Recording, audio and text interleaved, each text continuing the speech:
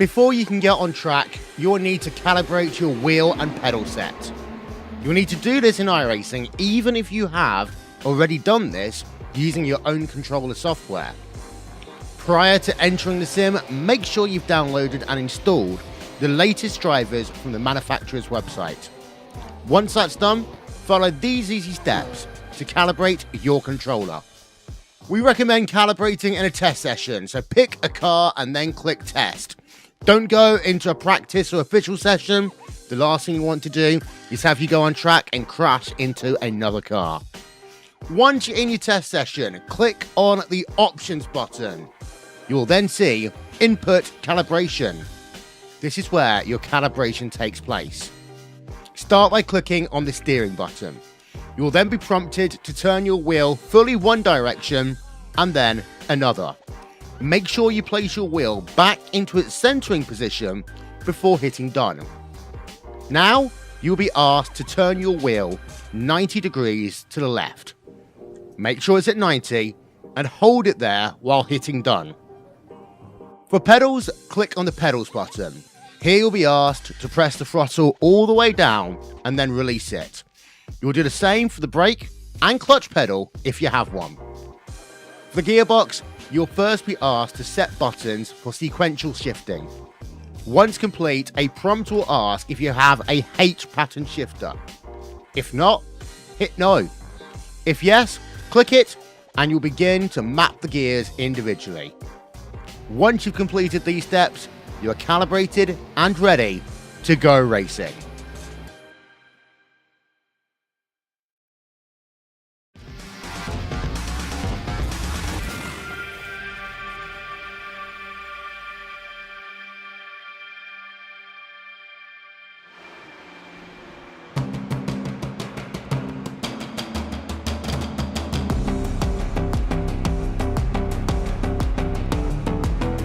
The hunt's still on for the Neo Endurance Series here for the 24 Hours at Le Mans for their season finale. Double the points, double the fun as they continue to try and hunt down a good finish to end off the season. I'm Justin Prince, but I'm not going to be sticking around. Of course, it's time to introduce our next broadcast crew for hour number 8 through 12. It's going to be Jake Blackhall and Lorenzo Bonder who's going to be in the broadcast booth to see how strategies work out and start to come into the clearer picture for this next hour of coverage. Hugo Lee's once again helping with the directing and camera work for tonight's broadcast. And once again, Ed Moore Design, the official overlay designer. And you can keep up with the live tracking, timing, and scoring at live.neo/endurance.com. Of course, still a lot that can happen. Maximilian Beneke is right now up at the front in the number 7 for the prototypes. On a slightly different strategy, he might be coming into the pits in the next couple moments. We'll have to see. Right now, Hoyteveld Racing is up at the front for the GT3s. But let's run through the field for the prototypes first. Your racing team is in front of the Movaro Racing entries right now. 28 seconds and 1 minute and 35 seconds is the intervals between the two. Radicals Online, they're up in the top 5 right now.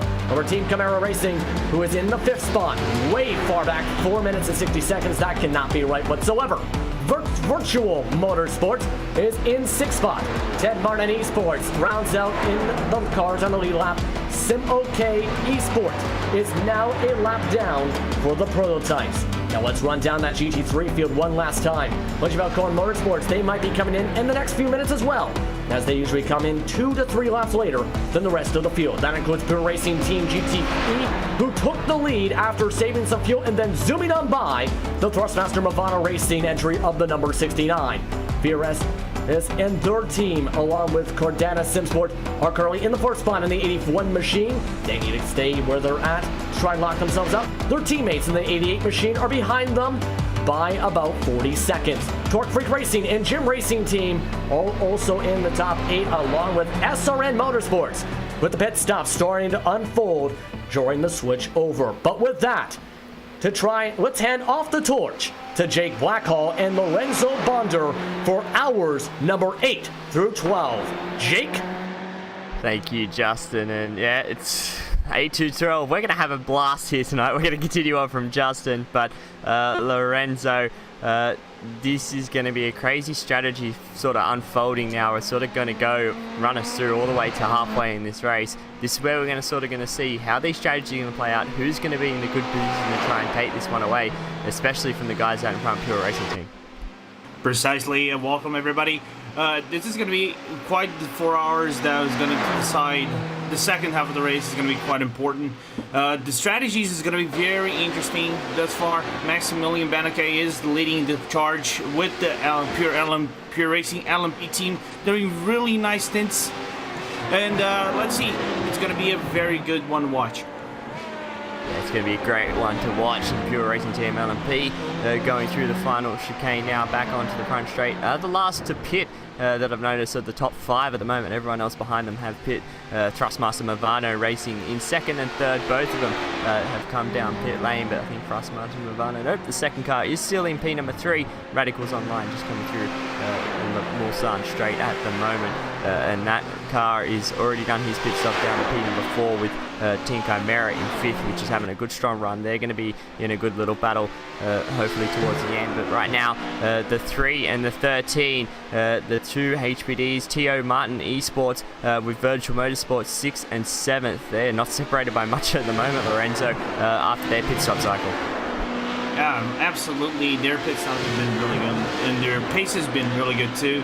And as I said, this is double points, so basically the championship is still wide open. The gap between in the standings is really close from one another. So the gap is also not far. They were battling not a far ago. Actually, Teal Martin had took Virtual Sports 6th place. Now they are in 6th, but still a long race to go here in this 24-hour of Le Mans. Jake.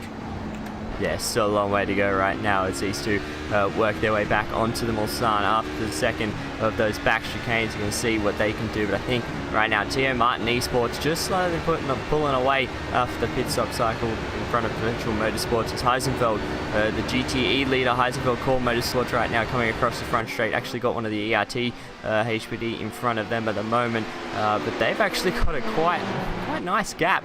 I'd say about 6.7 seconds back to Pure Racing Team GTE Blue. So that gap at the moment, we'll have to watch on how that fluctuates, because from my calculations, Heisenfeld have come in and Pure Racing Team haven't as of yet. Trying to see when their last pit stop was, but that's an interesting one if already Heisenfeld have come in and Pure Racing Team is still a little bit behind them at the moment. Yeah, a little bit behind, but not far behind. And here on the first part of the track, actually, I think Helskenveld, the 55, had a little bit of a mistake. Yeah, a little bit of a had a little bit of mistake. Lorenzo. Yeah, had a little bit of a hut. Lost like 5 seconds. Now the gap is around 0.9 seconds, not 0.95 between each team.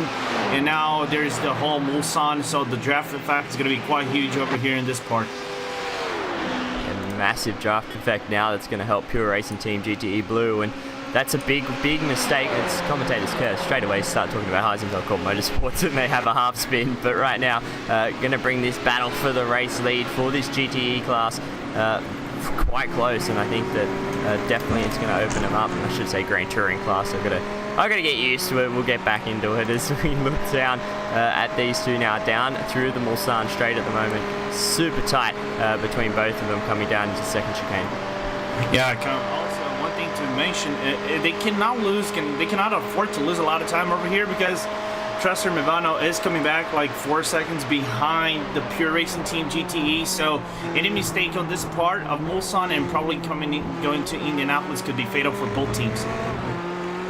Yeah, it could be a massive mistake for both of them, so we'll see what happens right now between these two. But I think Heisenfeld Core Motorsports of Alexander Bob, he will be able to get back into a rhythm. He won't make a mistake, I don't think, for the rest of this run. But Pure Racing Team GTE Blue, currently Patrick Pitchler in that car at the moment. We're going to see if he can close up down under brakes. They're going to have one of those Thrustmaster Movano, it looks like, LMP cars, and a little brake lock in the last part of the braking zone there for Pure Racing Team. Patrick Pitchler ran a little bit wide. He's going to lose a couple of seconds there. of gap that he had to Heisenfeld Core Motorsports in front of him. And that's going to really start to open the door for Thrustmaster Movano Racing behind them, because they are now just going to get a little bit of a sniff. Luke Van Schaik in that car at the moment, he will just notice that a little bit of mistakes coming from the top two, that he can try and maybe close that gap now, Lorenzo, just to be in a little bit more of a contention right now. He still is roughly 5.5 seconds away from the lead. Yeah, 5.5 seconds away from the lead, but it's closing ever so slightly, so it's shuffling between. So it's pretty much interesting, this battle for the lead, and let's see how it still goes. Yeah, it's definitely going to be the one to watch at the moment. And out in front still, Pure Racing Team, LMP. He's in the pit lane. That's Maximilian Beneke has come down. He will lose the lead to Thrustmaster Movano Racing. No driver swap at the moment. It's behind them. One of the other cars, the LMP cars, comes out. That is actually Ava SimSport. They've left, as well as Pure Racing Team LMP. They have left and they are out onto the racetrack. They're going to slot in to P number 2, and that's going to be behind Thrustmaster Movano Racing. So I have to see how that strategy plays out. Thrustmaster Movano pitted 4 laps ago, so they're sort of running a very alternate strategy with 4 laps. I think everyone is at the moment, Lorenzo, and it just goes to show that nothing is sort of set in stone, especially during these stages of the race. Yeah, we're approaching now halfway through the race, and as we said, that's where the strategies start to form. Not entirely. It's going to be more down later, to the later half of the race. I would estimate around the 8 to 6 hours, the 6 final hours. That's where everything just gets like frenetic around the race. But a good strategy from Thrustmaster Movano. It's a quite interesting one. I don't know if it will pay off right now. It's paying off for them. That's good. Let's see in the later stages of the race if it will pay off in the end. The later stages of the race will definitely show whether this one is going to come to fruition for Thrustmaster Movano Racing. Currently trying to do everything they can to close that gap to Pure Racing Team out in front, the 33 and the 34. 33 currently P number 2 in the championship, needs to do everything he can to try and close that gap to Pure Racing Team, but when Pure Racing Team are on fire with Maximilian Beneke, it's going to be hard for them to try and close down that championship lead, especially with double points on offer. They can try everything they can, but Maximilian Beneke, he is super quick in these cars, and it won't surprise me, Lorenzo, if they do come away with this championship after today. But still a long way to go. Anything can happen, but they're in a good position at the moment. Yeah, they're in a really good position. They're sitting at the top of the table, Pure Racing Team LMP, with 150 points.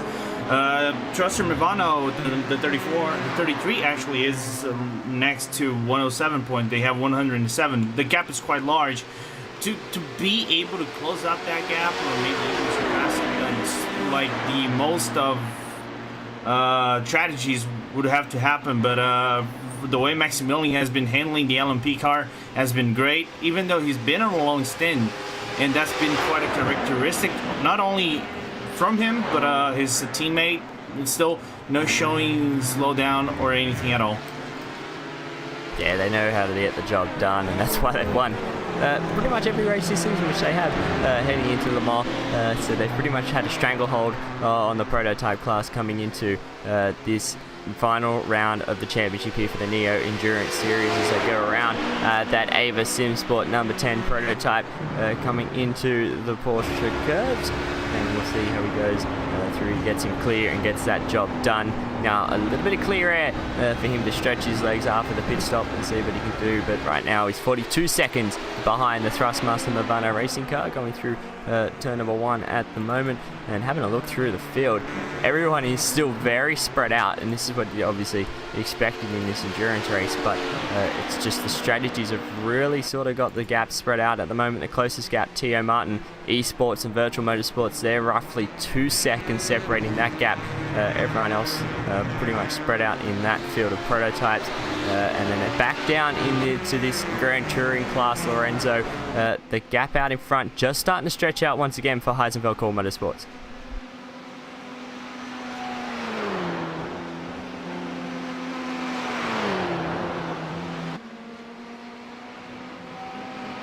Having a look, Pure Racing Team as well. Movano's closing on them, I think, Lorenzo, as well. They're 2.5 seconds behind Pure Racing Team.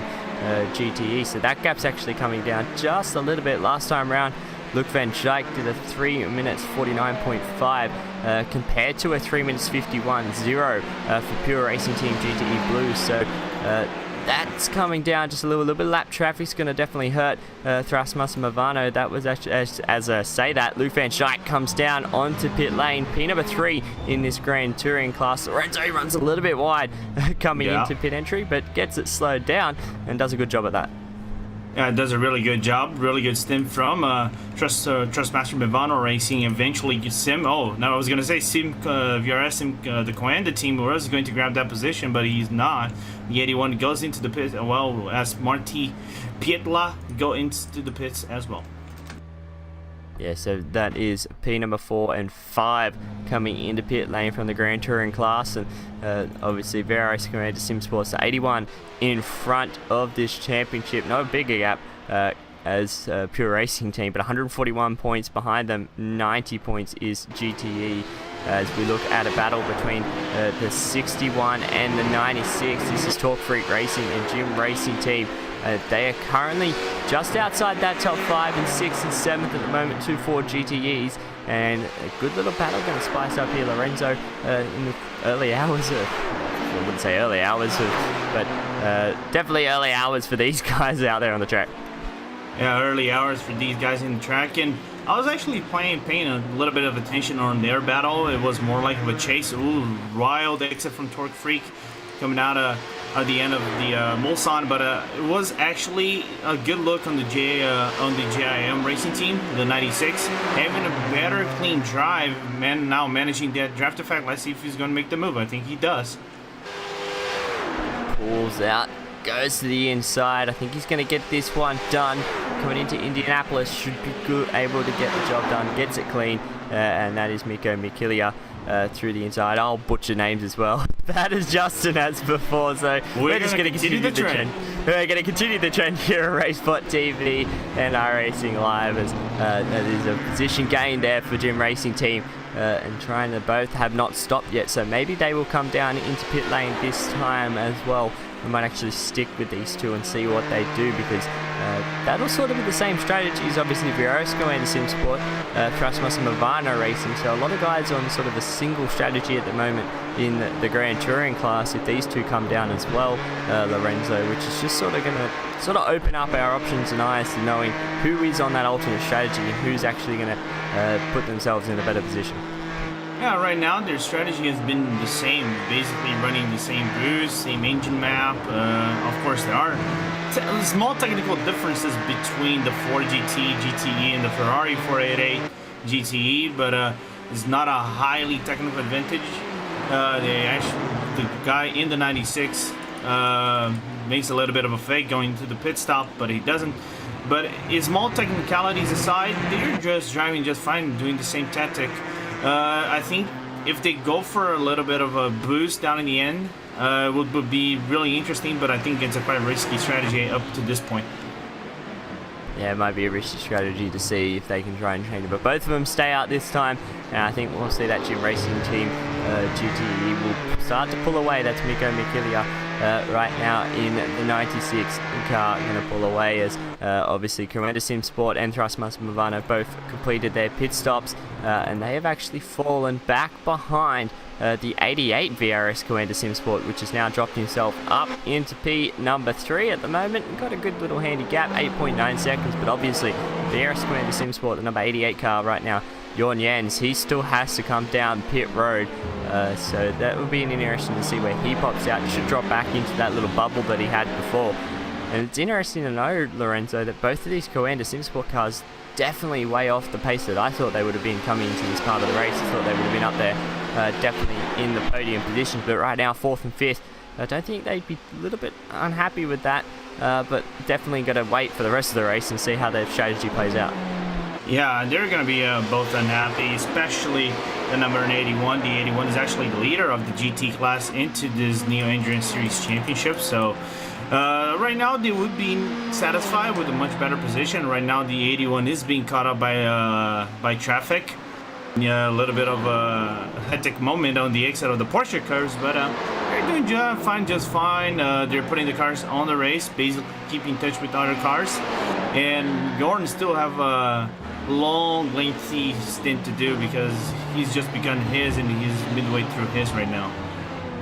Yeah, he's midway through his stint at the moment as Virtual Motorsport. That is Marcel Bosman. He comes down onto pit road, number 13, HPD prototype on the pit lane. It'll be interesting to see next season with NES, with all these new LMP1 cars, what the Neo Endurance Series does in that front, because I think that'll make for just this interesting series, and just how competitive this series is to grow to another stretch as Virtual Motorsports come down onto pit lane. They were just behind, obviously they had that battle with Tio Martin Esports a handful of laps ago when we just started to come to live from us, but right now Pure Racing Team actually just got caught up there a little bit. As we look back to this battle, the 61 and the 96, they're still going at it in this Grand Touring class. The 61 at the moment all over the back of the 96. I don't think he's done with this one at the moment. David Baraclow, or Baraclow, I'll get him right one stage in this race. We'll get it all right, Lorenzo. He's actually right now behind, back underneath that rear wing of that Jim Racing Team Ford.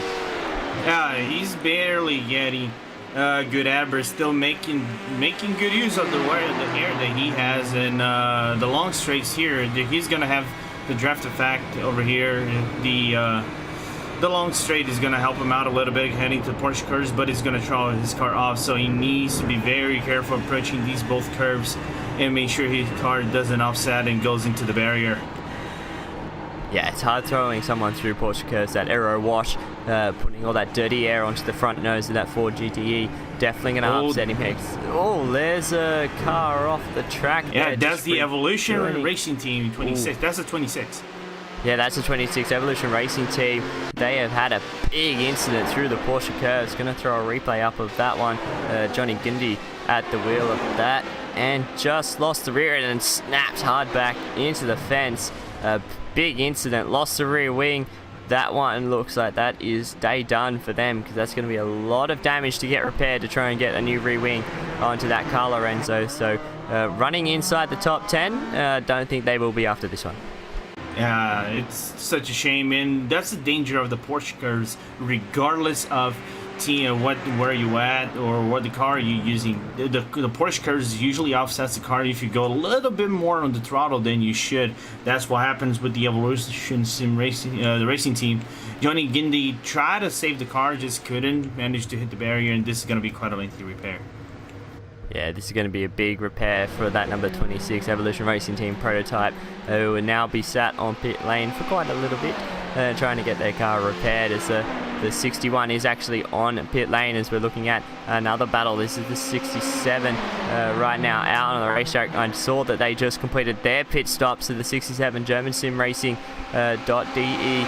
Nicholas Behrens right now out there in front of the Walkiva Kinetic Racing. We'll get them right. There's Sven Kameritz in that car. He's going to try and see what he can do after the pit stop cycle, but I think definitely that German Sim DE car is going to actually pull away. Actually, no, I've got the wrong one. No, I've got the right one. So we'll see what he can do now on the fresh tyre. See whether he can pull away Lorenzo, because he's got a good gap.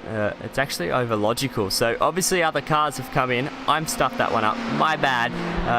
My timing hasn't updated, and there's another cars in there. So pit stop cycle is definitely changing everything around, and that's how close they are, Lorenzo, that he's actually dropped 2 positions to just in front of that Logical Vortex Sim Racing car. Yeah, but the tires, the newer tires, are going to make quite due to him if he has put it. I believe he has put new tires, so eventually those tires will start to break away. But in the first few laps, it's going to be quite a little bit of some wobbly, good, interesting moments, because you need to build up the heat. You need to get used with the new rubber. So there's an LMP going through, but let's see. It's going to be quite of an interesting battle going on. Actually, not so much. As Emmanuel Petrie pulls down into pit lane with that front end damage that he got during that stint, he's going to come down onto pit lane and get his service for that Logical Vortex Sim Racing Ferrari. And actually that HPD was the race leader. That was the Thrustmaster Movano 33 car that was working their way through that little battle at the time. And now he's got a little bit more clean track to try and work with to pull away. 39.6 seconds it was at the line. I think it's going to open up to 39.8 once the Pure Racing Team LMP gets there. But that's a good sizable lead at the moment. Obviously running different strategies. The Pure Racing Team pitted 4 laps ago. Thrustmaster Movano 8 laps. So definitely on alternate stints. You're going to see what they can do. But the Pure Racing Team has a little bit of a Ferrari in front. Once he clears them, he should be fine. Yeah, it will be just fine, and it's going to be really interesting to see now Stefan Muselar. I hope I didn't butcher the name just like we are doing the whole broadcast. Just kidding. We're going to try to avoid butchering names, but it's going to be quite interesting how his pace is going to settle into this race. He's one of the drivers who hasn't set a lap into this race thus far, but keeping in contact with the Pure Racing Team. And it's actually closing the gap right now. The gap is around 1.2 seconds in the greasing by the moment. Yeah, he's closing that gap down to that Pure Racing Team GTE. Patrick Pitchler obviously had that mistake coming after Mulsanne straight. Now, obviously, gonna have Stefan Mulsanne. I'll get there. I'll get there at the end. The Thrustmaster Movado Racing Team GTE right now behind them, and that gap has definitely come down. Obviously, VRS Commander SimSport isn't too far away either. They're about 15 seconds behind Marty Patilia. He may be able to close that gap a little bit as well, but Thrustmaster Movano definitely got their sights to try and get P number 2 away from that Pure Racing Team blue car. And Patrick Pitchler, he's already made one mistake. He's got to try and not make any more, because it could be day done, especially with Thrustmaster Movano that close.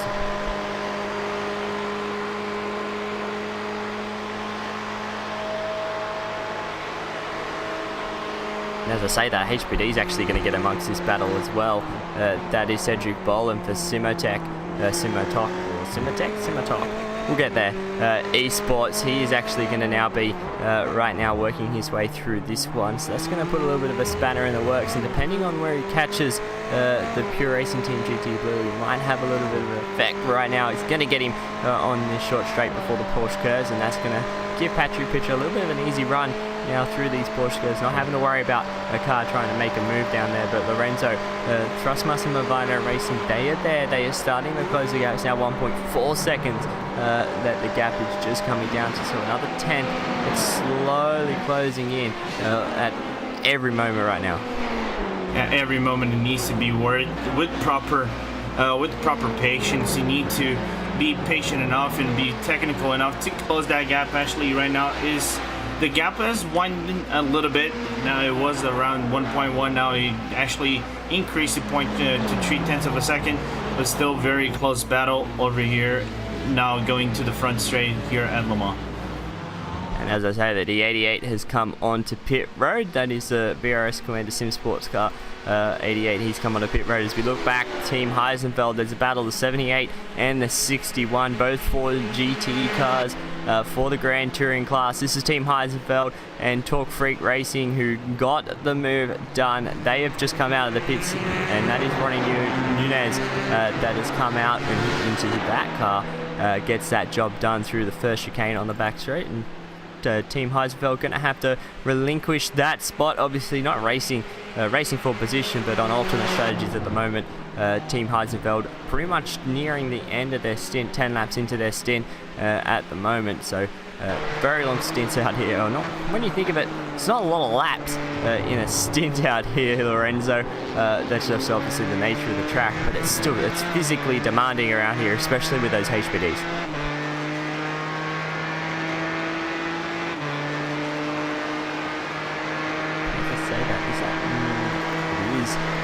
Another HPD is Torque Freak Racing, as Heisenfeld closing that gap down the back, as there goes one of the HPD cars that I think was the T.O. Martin Esports HPD, getting that position done and moving away. But Heisenfeld, you can see that just closing in the toe, trying to see if he can maybe make that pass back. There'd be no need for him to do so.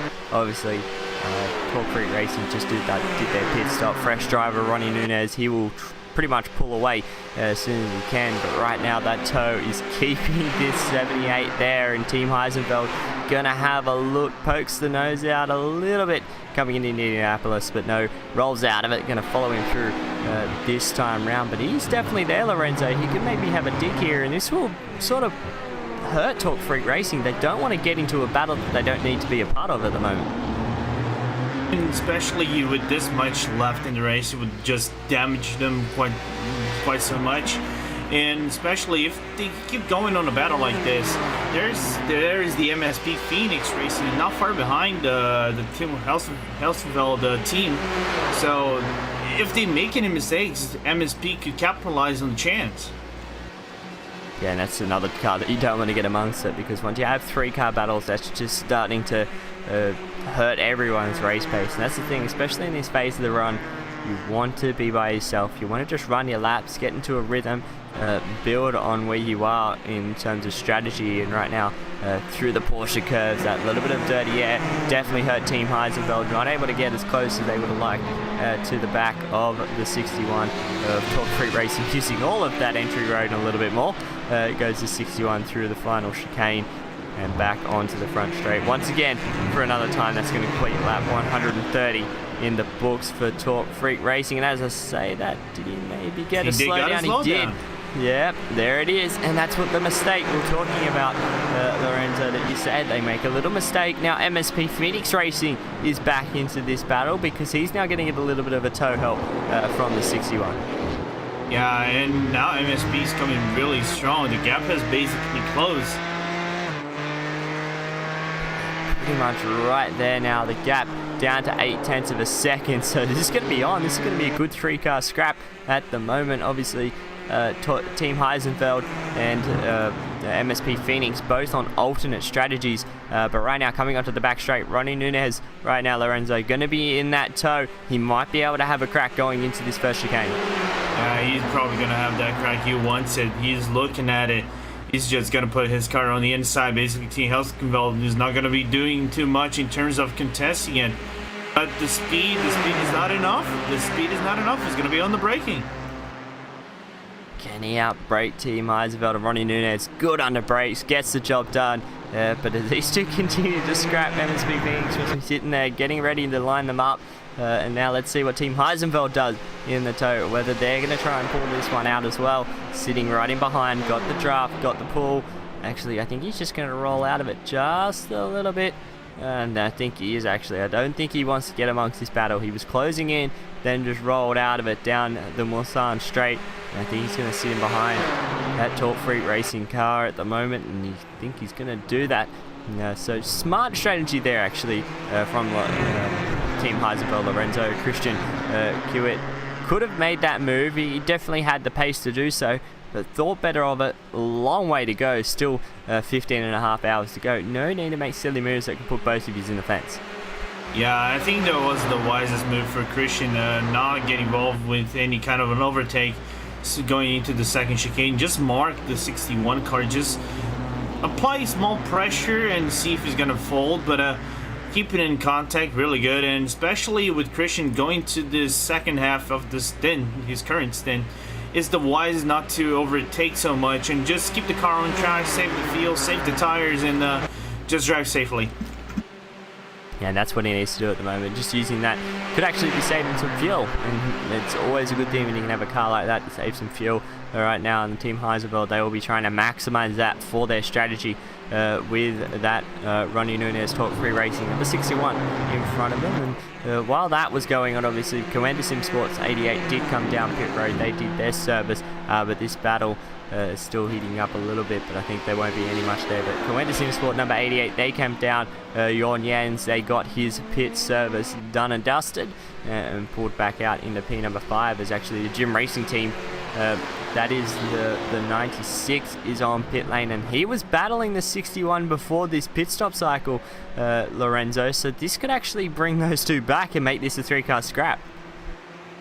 Be really interesting now, coming out of the pits and see where he's going to be placed in the track. But let's see, it's going to be a really interesting one, and new driver coming in. Yep, new driver going into that car, and let's see what's going to happen.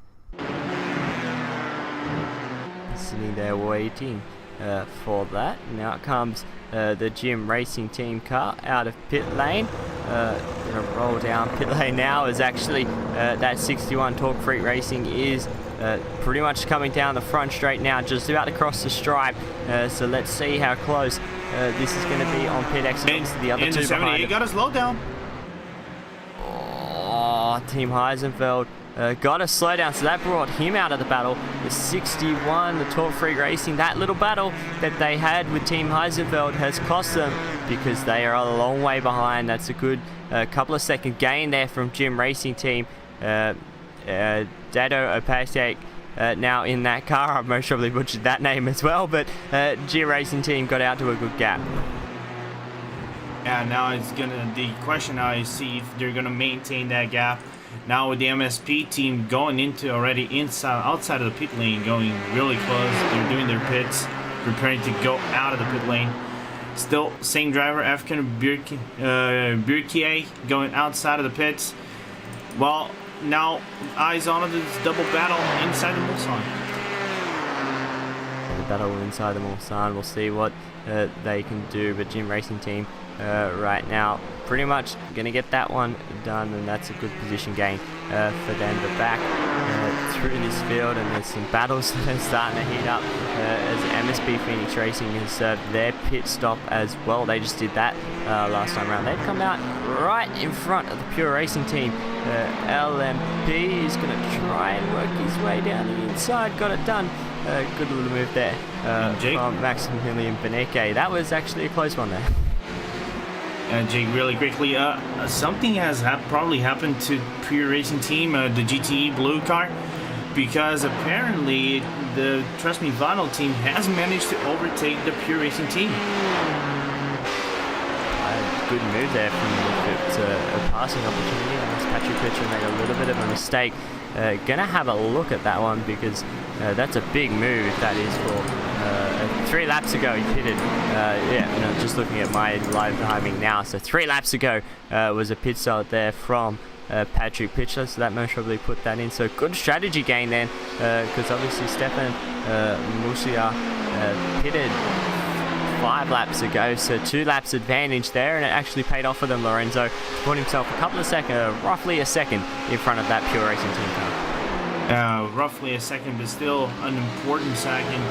He's going to be able to work with clean air, not have any guys behind him with dirty air, so he's not going to have any effect on tires. And of course, there will not be the speed gain like he used to have, but it's still clean air is always a good thing. Clean air is always a great thing, especially in these Grand Touring cars, and definitely would rather have clean air than dirty air at the moment. With Pure Racing Team GTE, Patrick Pitchler, he made that mistake coming in here, obviously during this stint, runs a little bit wide, uses a little bit of the dirt on the exit, but he now has to set his sights to try and get that spot back, because he knows that he did that mistake. He knows that he's put himself in this position. He needs to try and get himself back up to P2, because they need to try and close this gap to VRS Commander Sim Sports in that 81 car. Obviously, I know the points are massively spread out, but there is double points on offer here today for the 24 Hours of Le Mans for the Neo Endurance Series. So there's still a lot to play for, but just any position can count right now for Pure Racing Team GTE. Yeah, any position for them would be really important into this part of the championship, considering they are in the top 5. They kind of have a battle for this top 3 of the championship, and who knows, maybe even for the top spot of the championship, depending on results. But still, this battle too close to calls as of the moment.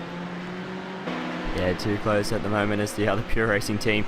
LMP works their way through that little battle there, and he gets himself in front just before the Porsche curves. And I think he wanted to try and just maybe upset the Thrustmaster Mabano car into that section of the racetrack. Just tried to put a little bit of dirty air on the front of that car as they went through, but right now the gap's still roughly a second, and they're going to still go through. But yeah, Pure Racing Team GTE coming in second in the championship. They've actually got to try and beat that Barriera Escobar Sim Sports 88 car, the sister car to the championship leading car. Right now they're doing that, Lorenzo, and they're putting themselves in a good position to solidify their second. If only they had finished the first race at Sebring and got points there, who knows how close the title battle could be. But right now, it's not about that. He's got to try and see if he can close this gap back to Thrustmaster Mabano. Doing a good job holding that gap at the moment is Stefan Musia. And right now, he's just got to be patient. Obviously, he's later on in his stint, I should say. Oh, that's a LMP prototype down the inside the HPD. That has hurt. A little bit of flash of the lights there from Patrick Pitchler. I don't think he liked that move going into turn number 1.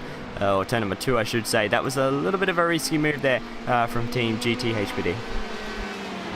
Move, usually if you go into maybe some splits, that would be kind of a dive bomb move, which would be kind of unsafe, and you could be hit because he just comes so fast. You basically have no time to react. The reaction from Patrick Pitchler to avoid the hit, and of course he's not going to be satisfied by it. He just lost a second.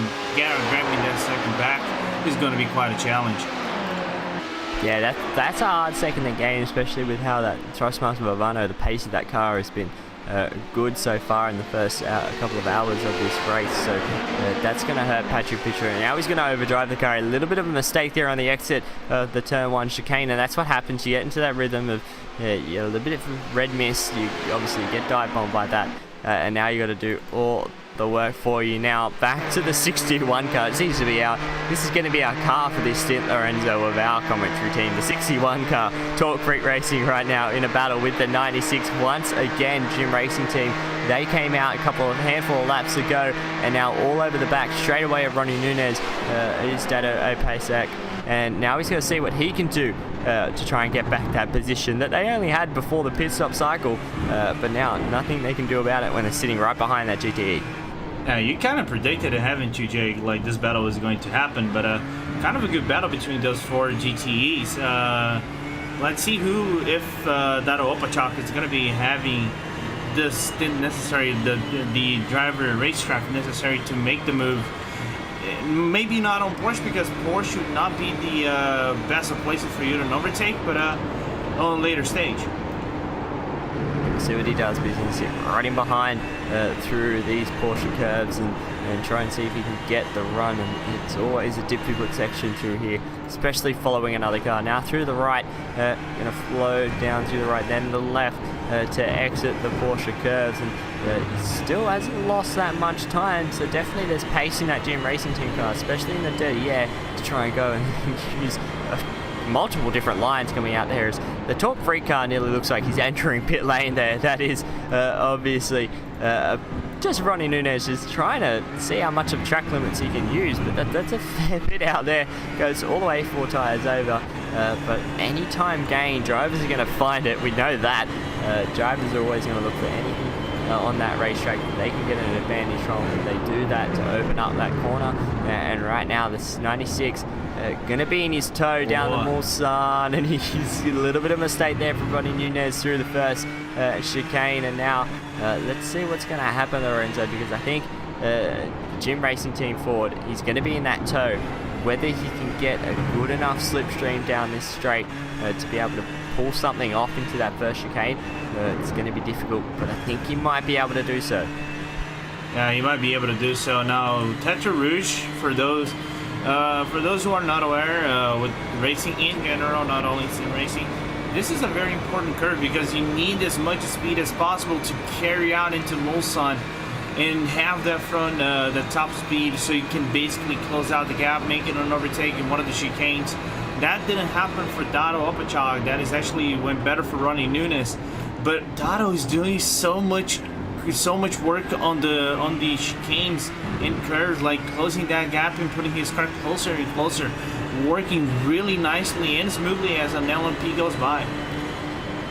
As an LMP gets amongst the back, he's actually going to pull out and try and use as much toe as he could from that one as well. So Dado is going to slot back in behind the 61 of the Torque Freak Racing of Ronnie Nunez, and going to follow him through the second chicane on the Mulsanne, and going to see if he can get a good exit here. That's what he needs to hope for, a good clean exit, and that he does, but he's just not close enough at the moment. Not a lot of toe draft being given right now. He just can't pull up enough, Lorenzo, to get the sort of spot that I think he'd want. He's just, I think, a tenth away than what he'd like to be to maybe close that gap and get the ultra speed. Here he comes now in the later stage of the run, but it's too late. He's going to have to slow down, brake for this tricky right-hander, but he closes in under brakes. He is there. Whether he can get a good exit here, he didn't, and that's the thing. They're just not maximizing their exits at the moment. Is the Gym Racing team for GTE, but right now he's close enough. He was able to gain the ground under brakes, and now he's in the slipstream a little bit better than he was down to Mulsanne, and he might be able to do something about this one, Lorenzo, into Indianapolis.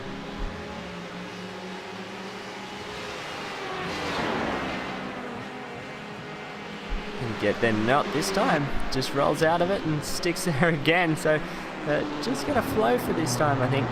Around this lap is obviously the 96 Gym Racing team for them.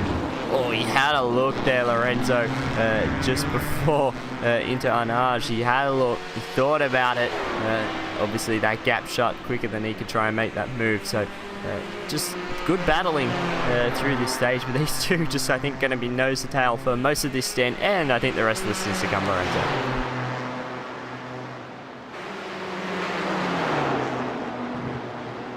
If I am not, no, they don't have. I was just listening to some other guy, commentator going crazy.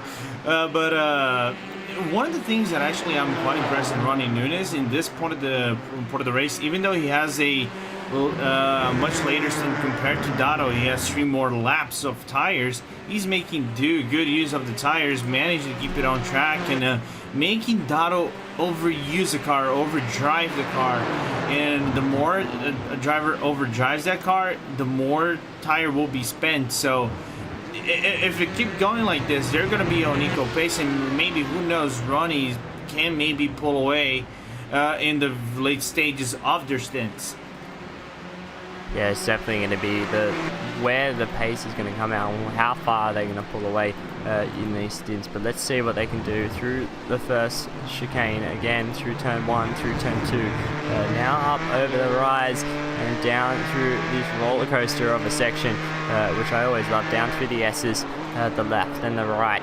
That they hit to the left on the inside, use all that curb, then the right, and try and now set yourself up for Tetra Rouge to get yourself a good run onto that Mulsanne straight, and a good job there from Gym Racing team to try and maximize it, but it's just not close enough to Ronnie Nunez out in front. And it's having a look through, and I think Trustmaster Movano, they came down last time round. That was our race lead as well. That battle sort of calms itself down. So race leaders just come down pit road, 41.7 seconds now behind the leader as they come across the straight to finish off that out lap right there. And that's actually a driver change as well. Marcus Hamilton in the 33 for Thrustmaster Movano Racing, and I think we'll expect obviously the other cars to come down pit lane soon. As I say that, the Thrustmaster Movano Racing number 34 on pit road for their second service of this one.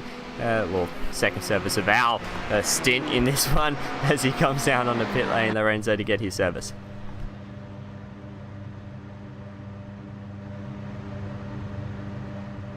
Place is going to catch up in main and manage to overtake. It's actually quite far from the third place.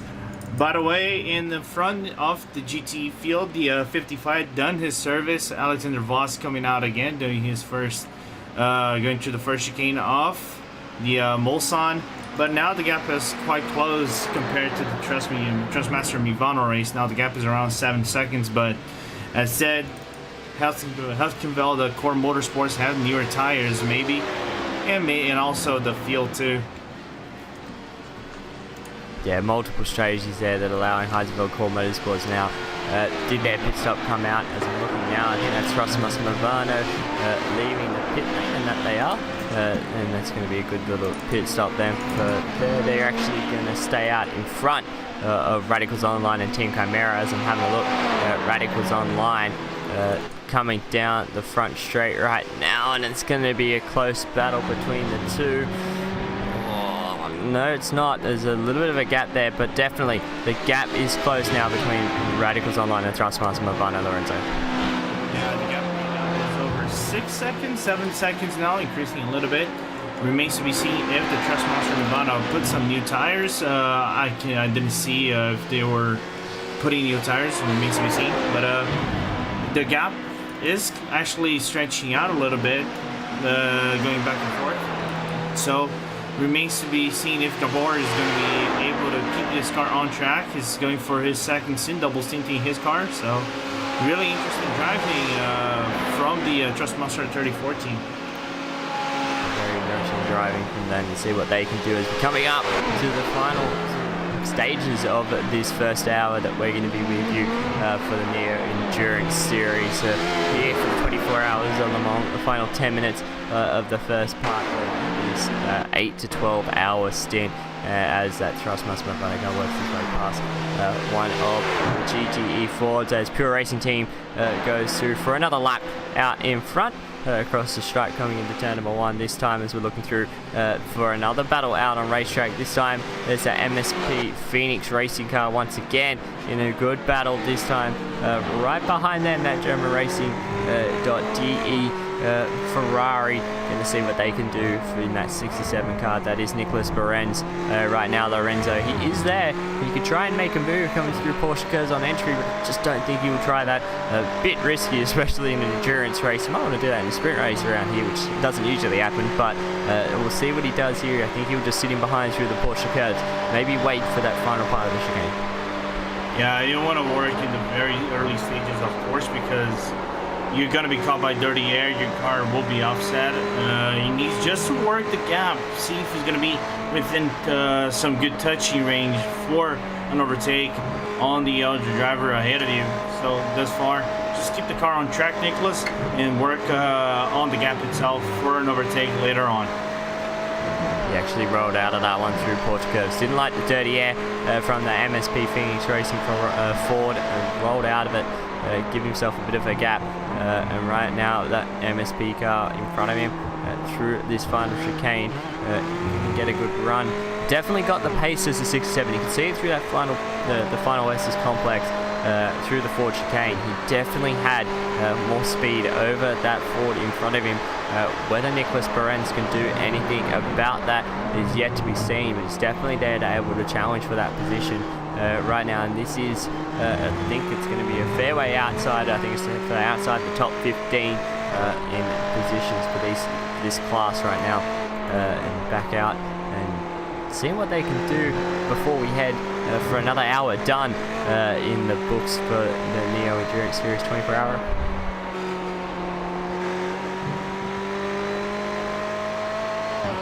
Just having a look through the front part of the field as well.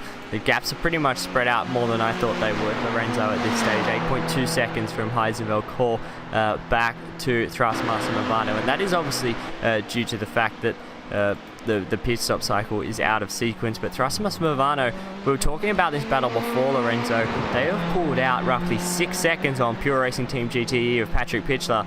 It just goes to show that little mistake, that little error with that HPD has cost him quite a bit, because he dropped away from about 2 seconds now to 6 seconds, and that's going to be a difficult gap to try and build back up.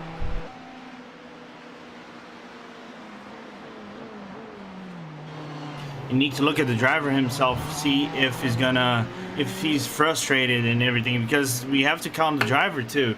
You have to count if he's frustrated or he's coming back to school, because those mistakes, even for a top-notch driver like these guys are, takes a little bit of toll mentally, psychologically. You get a little bit frustrated, so you wanna do something to close the gap once again, but you overdrive the car. So you need to be very careful into not doing those mistakes, and apparently that's what happened to Patrick, and the gap is stretching out lap by lap, even though the stint difference is not huge between both drivers.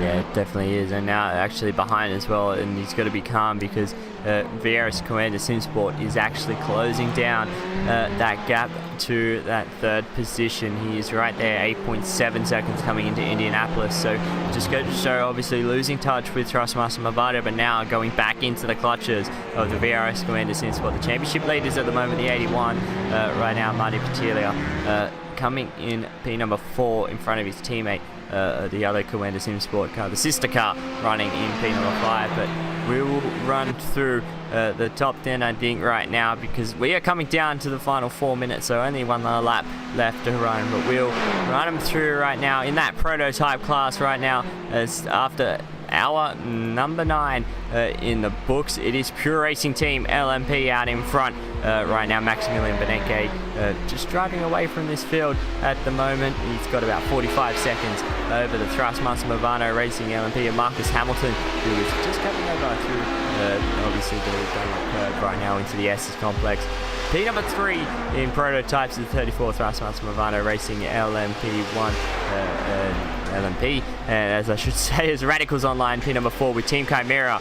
Simon Trundle rounding out that top 5 at the moment. The final car on the lead lap for the prototype class, running through the top 5 right now before our number 9 ticks over in terms of the Heisenberg Coleman Sports for Grand Touring class out in front. That's Alexander Voss leading that class with Thrustmaster Movano Racing GTE in P number 2, just in front of Pure Racing Team GTE Blue. That's Patrick Pitchler with obviously Matti Patilia running the championship leader in P number 4 with the sister car for VRS Coenda Sim Sport running in P number 5. We're going to take a quick break if we can here under this one for the Neo Endurance Hero. We're going to go to a fan immersion, as I get from Hugo Luis. We're going to go to a fan immersion here. So we're going to go fan immersion. Let's try and see. Let's actually go on board with the VRS Coenda Sim Sport number 81 car, the championship leader right now in the Grand Touring category, and right on board with Marty Patilia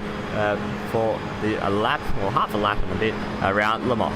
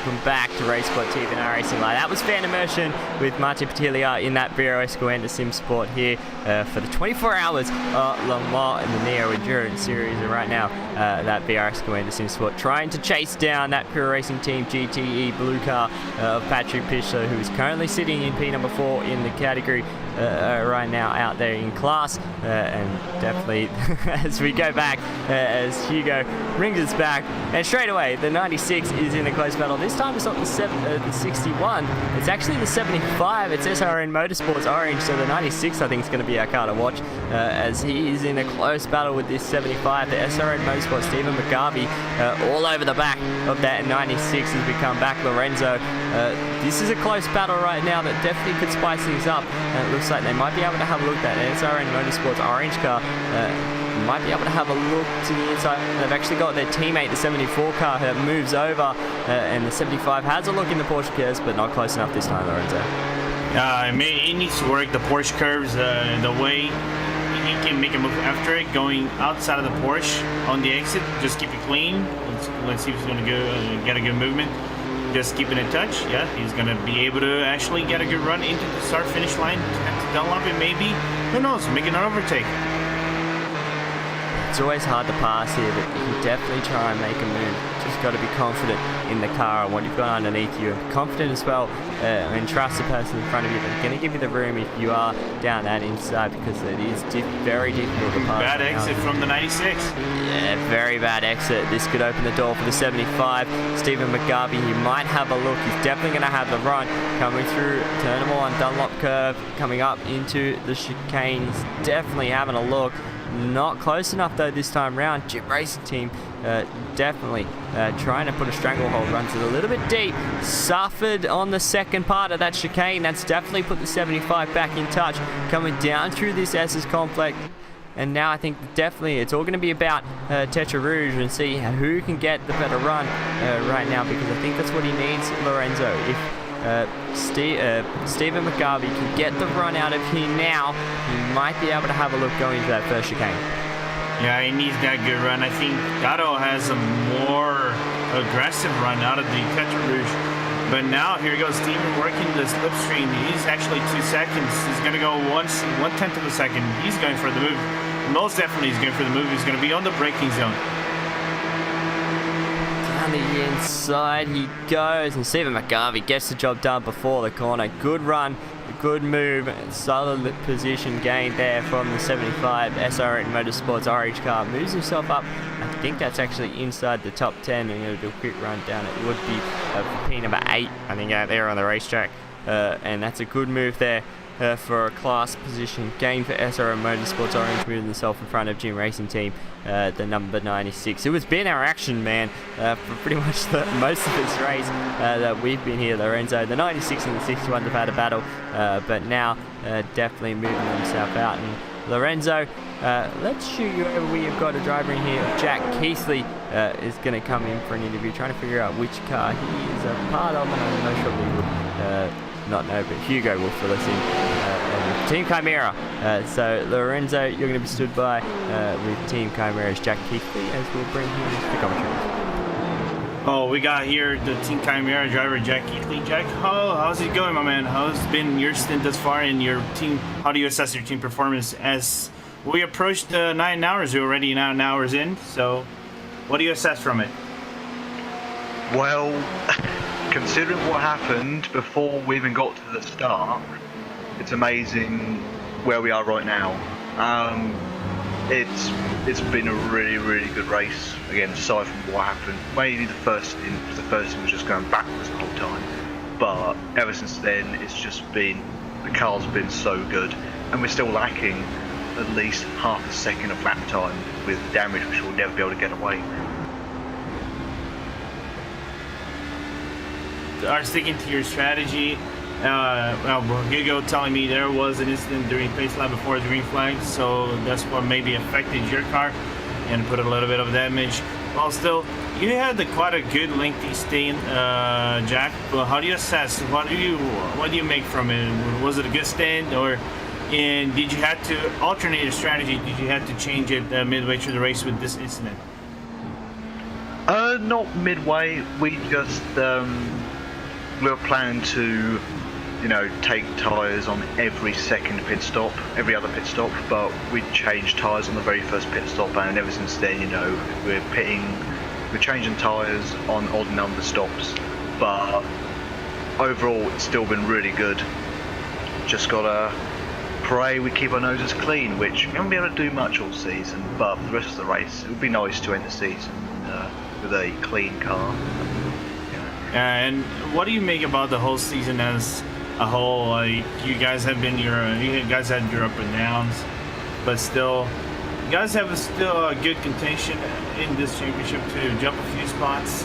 You guys right now 14th in the standings, but still you're tied with Simitalk. But what do you think? You guys gonna be able to jump a few spots? And what do you look to next season? Will you jump to the LMP ones if the chance is given? Absolutely, I think we'll give LMP1s a go. As far as the season's gone, it's just been riddled with bad luck. I know it's been the odd mistake from me, Josh, or Ben, but still, we've just caught the bad end of a lot of things which were just out of our control. But whenever that's been the case, we've always still pushed ourselves, see what we can get the most out of the car with, even with damage, see what we can do. And usually we end up with actually a pretty decent car, but we've improved the car through every race this season, and now I feel like for this one, we could have had contention for third place, possibly even second, without what happened at the start. So yeah, hopefully if this goes into next season and we're still racing, then yeah, it should translate well into LMP1. And just to capitalize for my part, will we expect to see you again back on track? Yes, tomorrow about UK time, 1 p.m, about then. We'll see. Yeah, I've got to get some sleep soon though. I am absolutely shattered. I imagine. I don't know if Nick has any questions before we wrap this one up. I don't have any questions at all, Jack, but definitely sleep is a must. Get some sleep before your next stint, because I think it's going to heat up with all these strategies unfolding right now. Obviously, Simon Trundle doing a good job holding down P number 5, but good stint early on. Unfortunate to hear about the incident during the pace lap, but hopefully you guys can finish this one off strong with a clean car. Yeah, I got to give massive credit to Simon. He has done a great job so far. He's worked wonders with the car, as has the rest of the team. But as of right now, with just me and Simon doing the driving and Jamie doing the engineering side, it's just been smooth sailing since, well, obviously past the accident, but it's been really good. Yeah, it definitely looks like it, especially holding down P number 5. So thank you for joining us, Jack, and hopefully you can get a good night's sleep before you come back and join in that car later on in the race. Absolutely. Take care, guys. See you later. Thank you. That was Jack Keithley for Team Chimera, the 24 car. Right now, driven by Simon Trundle. Coming in P number 5, Lorenzo's a good little run for them at the moment. And it's good to hear that, like Jack said, that they've just been working at it, just been trying to do it. Obviously, alternating tyres each stint. So one stint they'll double them, and the other one they'll put fresh tyres on. Seems to be working for them right now, Lorenzo, because it's put him in a good position. Hey, it has put him in a good position. It has put him into 5th place and putting them into contention. Who knows, maybe into 4th place, 3rd place, depending on the other 2 guys up ahead do. And, well, such a shame, of course, it happened on the pace lap, but it would have been much worse, and still they're on the lead lap considering what happened to them. So pretty much a positive outtake here in this race. Yeah, definitely a positive outtake on this race, and after a difficult season they can still make up some positions. That's what happens with double points, especially having a good strong run like they are. A couple of other cars obviously having their dramas out there on the racetrack, but while we were going through that interview with Jack Keithley from Team Chimera, the lead battle has obviously changed a little bit. Pure Racing Team came down pit roads 3 laps ago from the race lead. They are now 8.6 seconds behind Thrustmaster Movano Racing right now out in front, and the battle's still on between Jim Racing Car, and that's what I had to bring up. Jim Racing Team is right now back behind the SRN Motorsports orange car. This time Stephen Mugabe's got Dado Opake behind him, and Now he's going to try and see if he can use this Mulsanne straight Lorenzo to try and get a run into that first chicane.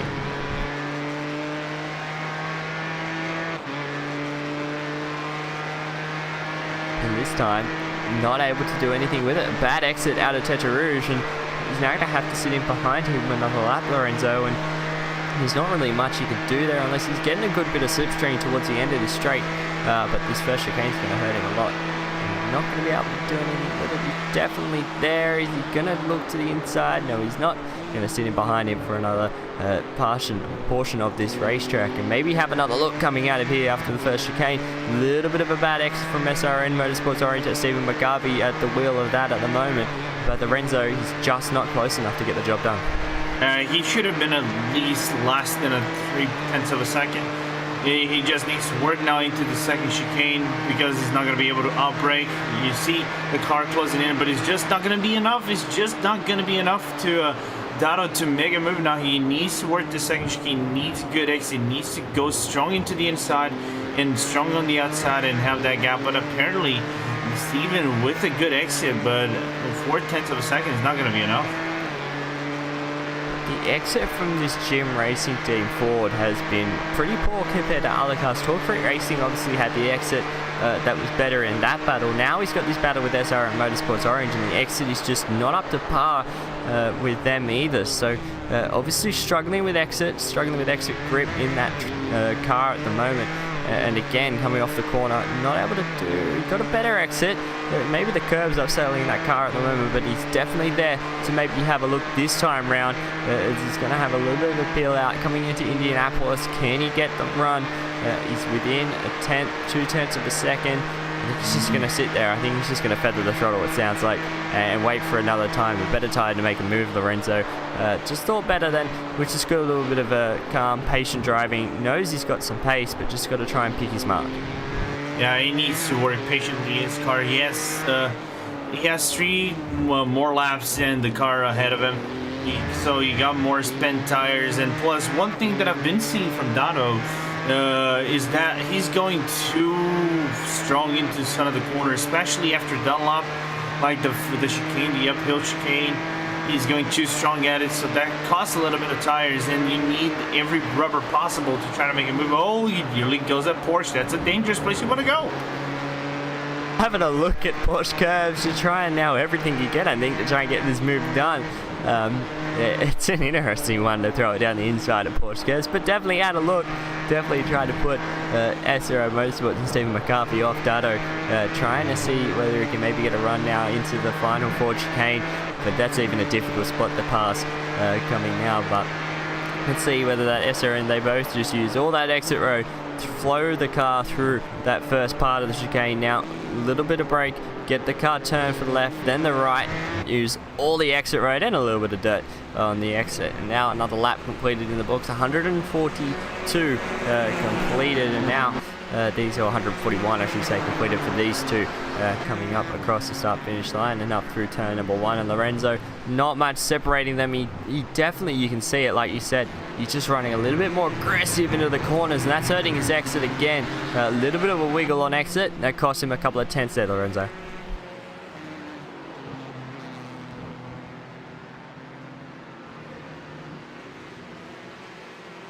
Let's see whether he can get a run. Actually, that's a definitely that's an Avis Sim Sports HBD behind as well. Sorry, Lorenzo.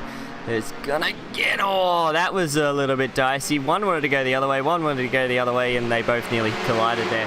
A little bit of a mistake from both of them. Jim Racing Team should have just held their position, but thought better of it. Nearly cut off that Avis Sim Sport HBD. Nearly having a little bit of a one-off from the HBD, but keeping it strong, keeping it safe, and trying to work that run once again. By the way, we got a good one up in the front with the VRS Coenda, with Jordan Jens closing the gap on a Tristan Movano race, which just come out of the pits.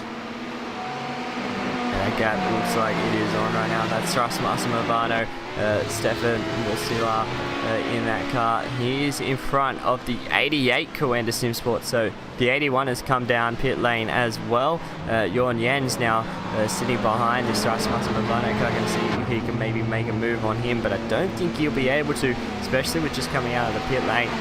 There is a bundle of HPDs. Here comes one, here comes two. They're all going to come down the inside, and I think Jorn Jens just big roll out there into turn one, Lorenzo. I think I don't think he got to slow down. Yeah, whether he got to slow down or he just thought better off to let those HPDs through, because that was a big slowdown for him. Yeah, that was a big slowdown. Quite a strange one. Sorry to cut you off. That's Joel. Joel Tremblay spun behind. It's a Logical Vortex Sim Racing LMP car. HPD off through the Esses complex. He did make the fence. He was actually running right behind the Coenda Sinsport car that we were following on. Just lost the rear and around it went. And that was all she wrote. Put it in the fence. Big hit to that left front. It's coming up on the replay of that. I think he tried to go to the inside of the Coenda car, but the position wasn't on to try and get that move done then. Yeah, it was a little bit of an optimistic move for you to go over there, because it has a little bit of a bump over the S's and can offset the car. That's what happened with Joe Tremblay. Just couldn't save it, and needs to know where if the front damage on his car is going to take a little bit of a toll, is going to affect the performance on his car. Yeah, it might affect him just a little bit, as we're looking at another battle out on the racetrack. That is the BAM Thrustmaster number 17 HPD with the Probatum Racing HPD. Right now, Luke, I think it's Luke Batali, right now in the 17 car with the 6 of Julio Ornelas running behind him. And this is for 16th and 17th. They are multiple laps behind the race lead, but still out there on the racetrack circulating, trying to get as many points. The cars look pretty clean out there at the moment.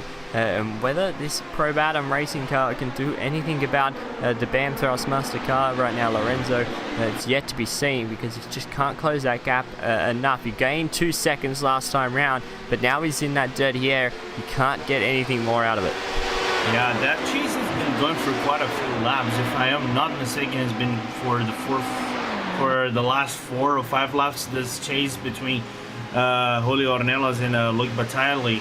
So now it needs to be seen if Julio is going to make a move, because he has much longer stint compared to Luke. He has 7 more laps, and needs to see if the tires will hold up to a battle of this proportion. Yeah, it's definitely going to be hard for him, but if actually last lap 2 seconds quicker, or roughly just over a second and a half quicker than the car in front, Julio Ornelas might be able to do something with that. But now coming through the Porsche curves, I think he's just dropping away a little bit behind them. I think that is actually another one of that is Tio Martin Esports. He is running in P number 10 at the moment, so they're going to close in on this battle. And this is the difficult thing right now. You've got these two guys that are in their own little heated battle in sort of 16th and 17th. They're not running the pace of that the Tio Martin Esports car, but he's going to try and work his way through them. But you sort of all match to the same car, same class. This is where this sort of endurance racing comes to fruition, as I say, that Probatum Racing pulls off in the pit lane and is going to get his service. So that is 13 laps in the books for him on that stint, and in comes Julio Ornelas to get that pit stop cycle done. Maybe put some tires on it, maybe not, just put some fuel in it and get it going again, Lorenzo. So that little paddle has now just diffused itself. Yeah, just diffused itself. So, but it's still good chase from Julio against Luke, keeping the car up close, and that will give him a lot of options later. Once Luke makes his pit stop, I don't know if there is going to be some gain. It remains to be seen. But actually really good stint, keeping the car in track, making good use of the dirty air and also the air itself. And let's see, it opened up a little bit of a room to the team of the car number 6. Yeah, it's opened up strategy to now maybe try and gain that position later on as they made that change. And I think that's actually one of the logical Vortex cars has come down in the pit lane as well. Back to the 96, the Gym Racing team for GTE for the Grand Touring class right now, right behind the 75, the SRO Motorsports Orange. He looks to the inside. This is Dado Obago. Gets the job done, and Stephen McGarvey, he could have shut the door, but thought better of it, let through that Gym Racing team. He's going to have a look to the inside. Nope, thought better of that one, did Stephen McGarvey. Standing behind SRN, and again, the exit of that Gym Racing team Ford is not as strong, and this could definitely hurt. He's got to run again. Does SRM Motorsports Orange? Stephen McGarvey might be able to use this, lose the draft. The look to the inside on entry into Porsche cars is a difficult spot to make the pass, and he thought better of it, rolled out, and going to sit in behind him once again. But this battle's gone again, Lorenzo. This 96 car, we may as well just keep a separate camera on him for the whole race. Yeah, we gotta put a camera on him and some other cars, even the 75, which has been quite a little bit of highlight over here in this later half of in this late first half of the race. But one thing to be noticed, actually, Dado nearly going to the barrier off the Porsche curve. Wide of dangers when he went off, but managed to recover the car, but the gap really close. And a good exit from the 75. Here we go.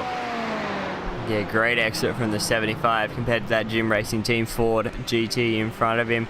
Now let's see what he can do through into turn 1, through the Dunlop curve. Now coming up into the Dunlop chicane and not able to do anything with that run. Gym Racing Team really strong under brakes, but loses it on the exit. That's sort of their strength and weakness that they've got at the moment in that 96, and right now the 75 aren't able to do anything with that. For Stephen McGarvey, he's going to have to sit in behind for another lap and maybe even get this tow down the Mulsanne that might be able to help him make any position that he can. But right now the gap just opening up a bit, Lorenzo. Gym Racing Team, that first sector, he nailed that because that's what he needed to do. Dado opening up that gap to over 0.6 of a second. That's what you need to do if you don't want to get the car behind in the tow. Yeah, you don't want to get a car behind it, especially in this first part of Mulsanne, the first of 3, because it's the longer part. It has the longer straight, so you can work your speed better. But you can see the 75 is working a little bit of an aggressive line, as now he closes the gap to 0.4 of a second.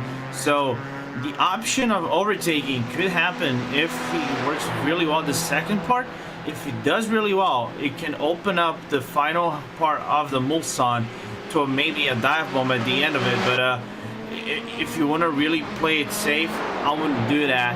And let's see if Steven is going to have the same thought as I would have. I think he is. I think he's going to wait again, but he can try and line himself up for the next part of the Mulsanne straight, going through the Mulsanne kink, and maybe be able to do something with this right now. Coming down this one is within 0.3 of a second, but it's not enough on this short straight to do anything with it, and he's not running in the toe. So obviously just trying to run just off the pace a little bit and just sit there right now for the SRM Motorsports Orange Ford GT car. And once again, no position change. They're just going to run nose to tail. Maybe a look into Indianapolis, but I don't think that'll happen as the two of them coming down through this back straight. And Lorenzo, this is pretty much the closest battle we've got out there on the racetrack. Pure Racing Team GT for their car class today just came in, did their pit stop cycle, so that shuffled up the top 5 once again. But these two, he's definitely on the run. Stephen McGarvey, can he have a look to the inside? No, he can't. So he's going to have to sit in behind again for another lap, Lorenzo, because definitely through the final part of this track, not a lot of passing opportunities. Yeah, not a lot of passing opportunities. Basically 0 passing opportunities. You can have at least 1 or 2, but it's after Porsche. Even at Porsche, if you have the guts to try to go for it and you can actually stick it in, but it's a high risk, and high risk comes with high rewards. But if you want to go for it, go right ahead. But if you do it one bit wrong, game over. Your car is done. Yeah, any mistake through this Porsche curves in terms of a move, and that would be day done. And right now, they're just going to sit nose to tail again as we're reaching the 9.5 hour mark of this race, and it's sort of winding down, coming closer and closer to halfway in this race. And we're going to take you through all the way to halfway, Lorenzo and myself, Hugo as well, working the cameras as always. And right now these two still nose to tail, no change. And when you think of it, that Gym Racing Team, this is actually going to be completing his 13th lap on this stint, so he'll be coming down. I'd say next time round, Lorenzo. So it's going to diffuse this battle once again. It's going to put the Gym Racing team back with Talk Freak Racing, who only just served their pit stop 2 laps ago, but they were a good 10 odd seconds up the road, so they're not going to be as close as they would have liked before. But this little battle may get diffused next lap, especially if Gym Racing team comes down pit road, Lorenzo. Yeah, if there have been 13 laps, usually the stints for all cars have been around 14, maybe a 15 lap if you are a little bit lucky and you save up that fuel. But it never has been 14 laps, so yeah, we do expect him to come into pits this time around. We'll defuse the battle. They will eventually lose a little bit of time. The time that probably they wouldn't want to lose, but we still have a lot of race left. We still have nearly 14 hours left into this race, so it's quite a lot. But every 10th of a second, especially now, is going to make a little bit of a difference. Yeah, any time gained now can make any difference later on. Any time lost can make a big difference later on. And having a look now at through the battles, and I think someone just pitted out in front. It was I think it was a Radicals Online car just pitted as well, so that changed that little change out in front in terms of positions. But the SRN Motorsports orange car still not able to do anything without this tow. Just gonna have to sit in behind, because they know that Gym Racing team, if they had their lap count, they had someone looking at the stints for that Gym Racing team, they know that they're going to come down pit lane this time round. So there'd be no point in fighting this battle too hard right now, Lorenzo, because there's no gain really at the end of the day. You may as well sit behind, save a little bit of fuel if you can to stretch out your own stint, and try and play the strategy game that way to try and jump them in the pit stop rather than get them before they make theirs. Yeah, because if you really want to go after it, you can go after it and maybe make the move, but it wouldn't make sense. It wouldn't make good sense for a driver to go before the driver makes the pit stop. So just work it out really fine. Oh, I think we got the 96 got a penalty or something like that. Bad exit, losing speed. Yeah, bad exit or slowdown for Dado in that Gym Racing team Ford. He's actually lost a lot of time there. He's going to slot in behind and I think it must have been a slowdown, because he's still slowing down that car right now, and yep, he's dropping a long way off. So a big slowdown penalty for the Gym Racing team number 96, and those are those mistakes. He coming up to the end of the stint, he would have just had a lapse in concentration of coming into the pit lane at this lap, sort of trying to figure out what he needs to do for the stop, whether there's a driver change, etc. That little mistake threw him out of his rhythm. He made a mistake going through that back corner, last corner of the Mulsanne. Now look at it, he's about a good roughly 1 second behind the SRN Motorsports car, and it's put him on the back burner for this stint. Yeah, put him on the back burner, especially that last corner of Mulsanne is highly known. If you go inside way too much, and that's what Dado did, it usually gives you a 1 second and a half to 2 seconds slowdown, and that is costful. That is really costful. You don't want that in any kind of the race, whether it's the 12 hours of Le Mans, the 6 hours, the 24, the 26, doesn't matter. It's gonna be quite a toll, especially in a good battle like this. And Dado is going for one more lap. Interesting for Dado to actually be taking it that extra lap. I think I would have pulled it in myself, just to knowing that they made that little mistake. Just reset, a good reset, come down, get a reset, whatever strategy. You could sit there for the time of the pit stop, just to sort of calm yourself to go back out there and get back into a rhythm. So we'll see what he does this time around. Whether he does, we'll keep an eye on that. But that sort of really opened up that battle between those two, and out there on the racetrack, I think everyone else is sort of in their own little world. There's a little bit of a battle, but I think that's actually two teammates just sort of rolling through at the moment. But everyone else sort of out there on the racetrack, pretty much the closest battle. Actually having a look at this race lead right now, 8 seconds separates the race lead. That's Thrashmaster Movano Racing compared to and as I say that, I think the 33 has actually just come down pit lane. Yeah, and Jake, actually the closest battle we might have aside that one might be between the 67 and the 85. The gap between them is around 0.7 of a second, and it's slightly decreasing. It goes back and forth. But Alexander Lila from German Sim Racing Team.de is making quite a few little bit mistakes that is costing him in some of the curves, especially curves like this, slow curves. Yeah, it's hurting him at the moment as he's got the MSP Phoenix racing car right behind him. That's the number 85 Ford GT, trying to close down to this German Sim Racing.de car in front of him. The Ferrari 0.6 of a second separates these two. Pretty much identical lap times last time round, so these guys are in pretty much in a heated battle at the moment for the past couple of laps while we've been looking at that other battle with Jim Racing Team and SRN Motorsports Orange. And coming through the Porsche curves, pretty much MSP Phoenix not able to do anything about it in terms of in that draft, and runs a lot of track on the exit, does the Ford, but then the HPD is going to come and get amongst this one. That's with Vortex. I think that's a logical. Vortex Sim Racing HPD gets through on both of them, but that's definitely held up the Sim Racing.de car because the MSP Phoenix car is all over the back. You might be able to have a look now, Lorenzo, into turn 1. Yeah, you might have that look, and quite a little bit of a dangerous moment after the Porsche cars. The HPG nearly got close with the MSP Phoenix car. Nearly a side hit between both drivers, but they managed to keep it clean. It remains to be seen if the MSP is going to get it slowed down. No, he doesn't. Well, good battle. Battle on, people. Don't die. Yeah, these guys are fighting hard. MSP Phoenix Racing want this position, try and get themselves in a better position for later on in this race. I think they would like some clean air. They're both on pretty much the same strategy. 1 lap separating, 3 laps was the pit stop window 3 laps ago for MSP Phoenix Racing. German Sim Racing.de came down 4 laps ago. So there's not much separating, but definitely in the tow is Lubomir Schwitz. I think I butchered that one the worst you can, so if Justin did any worse, I did worse. As he comes down around the outside, he does, and MSP Phoenix Racing gets that position nice and cleanly past German Sim Racing.de, moves himself up another position to P31 overall. That'll just be outside the top 10 for Grand Touring class.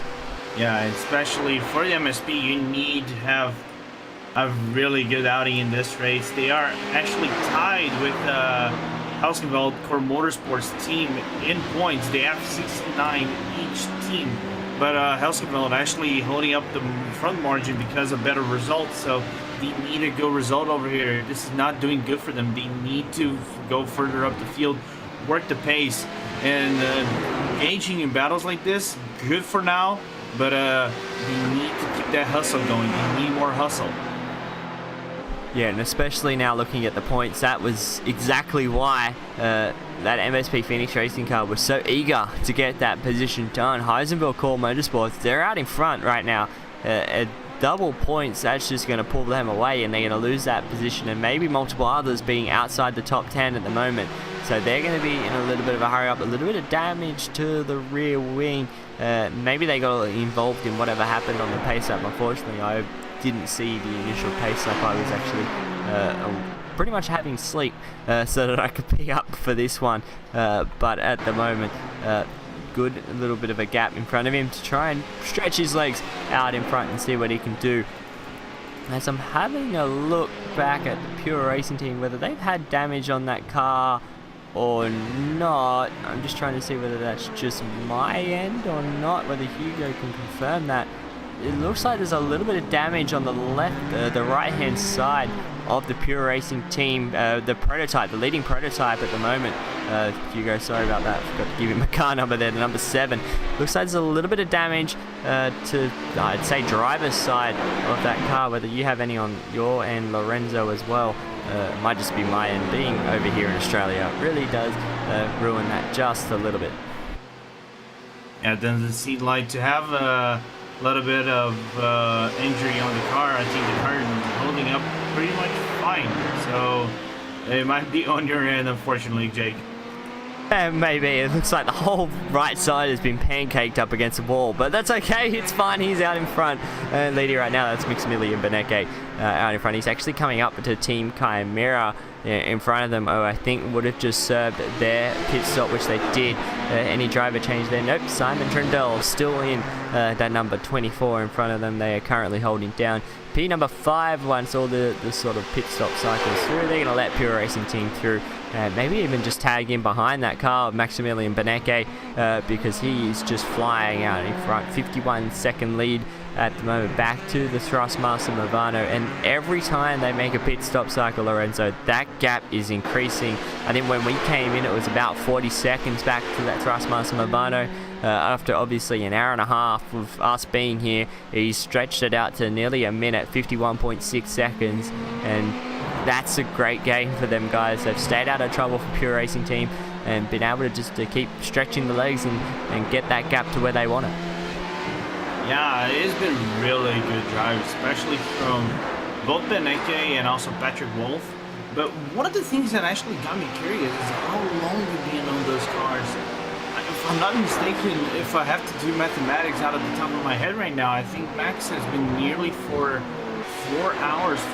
3 to 4 hours. He's probably doing the 6 hours, then having another driver do the 6 hours as well, because Patrick has been also this long on the car. I don't know if that's a strategy between Pure, because they have less driver swaps than any other LMP Yeah, they've only actually had one driver swap all race. Oh, so they're going to get maybe caught up a little bit by the Ford GT. They're going to get around him coming down this back straight here. You thought he may have collected the back of him there, but didn't.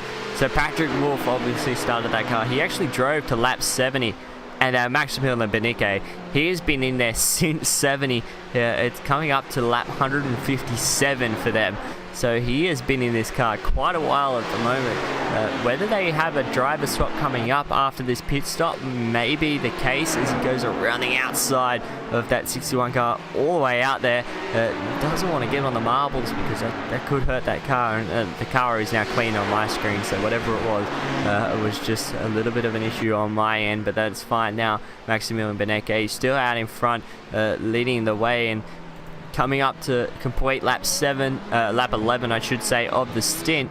So maybe after this one, Lorenzo, they may driver swap it. I'm having a look through who else is in that car that's actually in this. It's only himself or Patrick Wolf, so maybe Patrick's going to jump back in that car and go again. They don't have a third driver at the moment in the server for either of them, so Lorenzo, it could be another stint for Maximilian Beneke. It could be a long, understanding. That would be a long stint. And especially this kind of long stints, I've done it before, and it's quite taxing on the body because you need complete focus, 100% focus. And don't forget, Max done earlier today the World GT, so it's quite amazing how a sim racer of his level managed to perform such a high level in different categories and not lose the focus. That's what is most impressive to me. Yeah, he's a very impressive driver out there right now, is Maximilian Beneke. He does, obviously, like you said, competes in that World GT Championship and does a good job in that as well. And now, obviously, jumping over to a HPD and running in this and doing such a long stint, it's taxing. I've done it as well, Lorenzo, and it can sometimes get to the point at the end where you just want to get out of that car because you've done so many laps, you've done so many hours, all you've done is just run consistent laps the entire time. You just want to get out. But right now, Maximilian Beneke, he's able to do what he needs to do out in front and put himself in this position. He doesn't need to push the car. He knows he's increasing the gap. As I say, it's 55 seconds now back to the Thrustmaster Movano as we look back into the GT class, and there's a good battle going on. This time it is between the 63 and the 66, and I'm trying to find them online, and there they are. This time coming through, coming into Tetra Rouge actually at the moment. That's the 63. And the 66 is just behind them now. So obviously a position change out there, Lorenzo, because the 66 was in front, now he's behind. Yeah, we have to consider that they have a longer stint. The Workiva Kinetic Racing, so have been for 12 laps. So eventually they're going to come out to the pits and do tires and maybe fuel. So it's been a really good pace, a really good stint for them. Now they are being caught by a HPG in their way. I think that's from Ava Simsport. But still, good stint from the 60. Oh my god, I actually killed myself. I'm gonna kill myself. It's the 66. Good stint from him, and it remains to be seen if they're gonna be able to carry this performance throughout the rest of the race. We hope you don't kill yourself on air. Please don't. Please just do not. Let's just. We love you, Lorenzo. It is fine. As the 63 and the 66 come down into the second chicane, and still a great battle going on between these two right now, out in sort of around about just outside the top 15, I reckon, in GT class. And having a look, Alexander Voss still out in front for the Duran Touring class right now. And running it down into P number 2. Lorenzo, Thrustmaster Movano, Racing GT, and Co-Anderson Sport rounding out the top 3. Having a look, we've got David Barraclough. I'm gonna butcher that one. Coming in for an interview. We'll need a team name on that one. That's Torque Freak. Torque Freak. That's a 61. Yeah, the 61 Torque Freak racing car. This will be good conversation. We'll bring him in right now. We'll sit down here with David Barraclough for the 61 for Torque Freak Racing. And David, it's been an interesting race so far, but your car has been the highlight ever since we've come on air, and actually as they get passed by one of the HPDs. Good battles for the 61, especially with Rodney Nunez at the wheel. Yeah, hi guys. Yeah, it's been a really great race for us so far. We're actually kind of pinching ourselves at this point with where we are on track. We started in P12, and I think there's a little bit of an offset on the strategy, but most of the time we're now running up in P6, which is kind of as high as I think we've ever been in any race before. So yeah, it's going unbelievably well, and Ronnie's absolutely killing it at the moment. So yeah, it's going brilliantly. He's having a great drive at the moment, and especially yourself in a little bit of a battle before with Jim Racing Team. Now you guys have actually stretched the legs. Is that just something to do with the way you guys, with the strategy that you guys are playing, or is it just pure car speed that you guys have got? Because you guys have actually been, since we've been improving positions lap after lap, so sort of gaining the time that you need to put yourself in a really strong top 10 position. So yeah, I mean, it's kind of a little bit of both in a way. Ronnie was able to get by Jim, must have been 3 or 4 stints ago. He basically caught them, and they had a really interesting battle side by side through Porsche curves. Not necessarily the way we want to get by, but we'll take it. And in the middle, I was in the car for a stint and a stint or 2, and I was able to just about hold our position. But to allow Ronnie, once he was back in the car, to then stretch it back away again. And we noticed just towards the end of Ronnie's first stint, we'd managed to get a little bit of clear air. So instead of the schedule at that point was to switch back and just go with single stints, but instead we've gone to double stints and use the fresh air, and I think it's worked out well. But obviously there's quite a long way to go with this one. Quite a long way to go is an understatement for this one, but yeah, finding yourself that clear, has that been a difficulty that you've sort of found out in this race? Obviously, once you get in that clear air, you sort of get into your own rhythm, but there's obviously a lot of cars out there on the racetrack, and getting involved in those battles that you don't need to, obviously you hurt your pace, obviously you burn your tyres up in the draft. So has that been your main goal right now, especially with Ronnie in the car at the moment, just to try and find that clear air for him so he can stretch his legs? Yeah, like I said, that was the reason we put him back in for the double. We'll just have to see how it plays out. It is a really interesting strategic battle with the SRN car. You might notice they have quite a few more laps of fuel on us, and once they come into the pits, they'll probably be somewhere around the gym car again. So we'll have to wait and see how that plays out by the end of the race. But I think it's going to be a close one. We got history racing against those guys. It's crazy. Every endurance race we seem to do, we end up being in a really close battle with that team in particular. So yeah, we're looking forward to the fight for the rest of the way. And we're definitely looking forward to seeing how that battle unfolds. I don't know whether Lorenzo, do you have any questions for David here from Torque Freak Racing in that 61 car? I just have one question, David. Well, you guys are in the top 15. You guys on the standings. You guys have been doing quite some good performance. As you said, you probably are in the best position.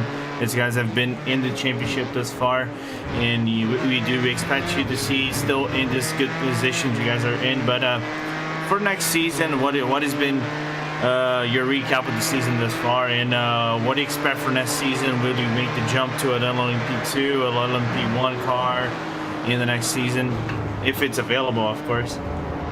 Well, this season for us has been really about stepping up. I think the Neo Endurance Series has really picked up in quality this year. I mean, you look at some of the names in the field, and you're basically at the same level as a World Championship series. So for us, it was about trying to fit in. Our first couple of races, we had some good results, but in the second half of the season, I think we've really kind of kicked on a little bit, and it's kind of led to where we are right now. I mean, if you looked at the iRatings of our team at the start of the season, I think we had one of the lowest average iRatings for every single team in the event. And to be kind of running where we are now, we're gunning for that P12 in the standings will give us pre-qualification for the next Neo Endurance Series, and I think it's a tall ask, but we're going for it. So we'll just see how that plays out. As far as the car, I couldn't give you an answer. I know a couple of guys on the team are quite keen to give the LMP1 a go. A couple of guys are probably a little bit more partial to the GTE, particularly if, let's just say, we're pretty keen to stay in the GTE, so we'll just have to wait and see. Definitely going to have to wait and see what you guys go with for next season, but congratulations on the good run so far, and hopefully you keep that up, especially with you getting back in the car. It's a long way to go. I mean, what are we? We're only 10 hours into the race, give or take, so we're not even halfway yet. So we'll just have to wait and see how the second half goes. Yeah. Good luck for the second half though, David, and hopefully you can have a good couple of stints. Thank you. David Barraclough, I think I got that one right. I butchered all the names tonight.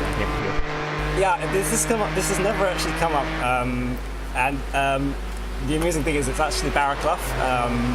I don't know if anyone in the UK listening to the broadcast has ever seen the TV comedy Porridge. There is actually a Barraclough in that series, but it's not too bad. I don't mind either way. So. Well, there you go. I've learnt something new every day. David, thank you for that one, as you go and help back Ronnie Nunez in that 61 car back out there, currently sitting inside that top 10. And just coming up to complete lap 8 on that sin as we look back. SRN Motorsports Orange, the car in front of him that David Barraclough was actually talking about, has just come in to pit lane in that 75 machine, that's Stephen McGarvey. So he's going to drop in, like David said, roughly around Jim Racing Team Lorenzo. And I think this could be a little bit closer than we think, because we're actually going to have a look at another battle on the racetrack. That's actually the 13 Virtual Motorsport HPD with the MSP Phoenix Racing HPD just behind him. That's Patrick Schneider closing down that gap as well. He gained 2 seconds last time round. Gained last time around, and one of the things we have to be concerned about over here is that the leader is coming closely to them, but cancel that. They're going for the pit stop, the MSP team. Heck, going for the pit stop goes MSP Phoenix, and I think that's just the phase of our race today that we've had to commentate on. Everyone comes down the pit lane, but behind them, that's a bundle of HPDs. I don't think any of them are actually for position, and as I say that, that's the leading two. That is Trustmaster Movado Racing, obviously on alternate strategies, but Pure Racing Team right behind them. So Marcus Hamilton, that's actually one of the HPDs, moves over. Maximilian Benique right now in P number 2, and this is a battle for the overall race lead. Alternate strategies sort of putting him in this position. They would have roughly a 50-second lead. Does Pure Racing Team, but at this point in stage, you don't know whether this could be actually for the battle for the leader, Renzo, and that 50 seconds could just be an alternate strategy. Yeah, it could be an alternate strategy right now. The Pure Racing team has a little bit of a gap advantage because they have early stints. They have an early stint. They barely pitted. They pitted 1 lap ago, so they have probably newer, fresher tires, despite having a heavier car. But still, Maximilian Benecke is doing a fantastic job and just closing the gap ever so slightly, putting the pressure on Marcus Hamilton. Need to see if the Trustmaster Mivano driver will fold into that pressure. Now they're actually lapping a GT car over here. But applying the pressure, Benecke, it's just a matter of when and where. When and where is he going to make this move, or is he just going to play it patient? I think Maximilian Benecke may play the patient card, but you don't want to sit behind him for so long. You just come out of the pits, you just service another stop, and he's still in the car, which we completely forgot. He's still in this car somehow. Maximilian Benecke is still just charging on. I'm having a look whether no one else is in there. He's done 92 laps at the moment here at Le Mans, and that is insane sort of a stint to get himself started for today. Let's see whether he does anything. Coming out of the Mulsanne corner, coming down this back straight, heading towards Indianapolis. He might have a look, he might not, he might just sit in behind of that Thrustmaster Movano racing car. Marcus Hamilton out in front, and I think this could just be the phase of the race, Lorenzo, where we just see Maximilian Benecke's strength and his mental, how good mentally he is, because he's come to this sort of part of the stint. Now he's got to get into a battle. Now let's see how he handles it. Yeah, we got to see how it will be handled. Will he handle the battle with Marcus Hamilton as they are overtaking a GT car from Beneval Sim Racing? Actually, Maximilian getting the worst end of it, even though he just lost like a tenth and a half of a second to Marcus. But we are going to see now the mental fortitude and the racecraft from Maximilian to see where he's going to make the move, how patient is he going to play, and where it will put the car into a overtaking position against the Trustmaster Movano car. Yeah, where is he going to put this car to make this move? And I think actually he's lost a couple of tenths. It's like 3 tenths, I think, has gone the way to Thrustmaster Movano. That could have obviously come just then passing that GT car that they had to get around. But Maximilian Benecke is going to come close down the gap. Looks like this car is super strong through the tight twisty stuff. I think definitely through the final Ford chicane, that car is a lot stronger. He gained a tenth just there alone on Marcus Hamilton, and they completed another lap.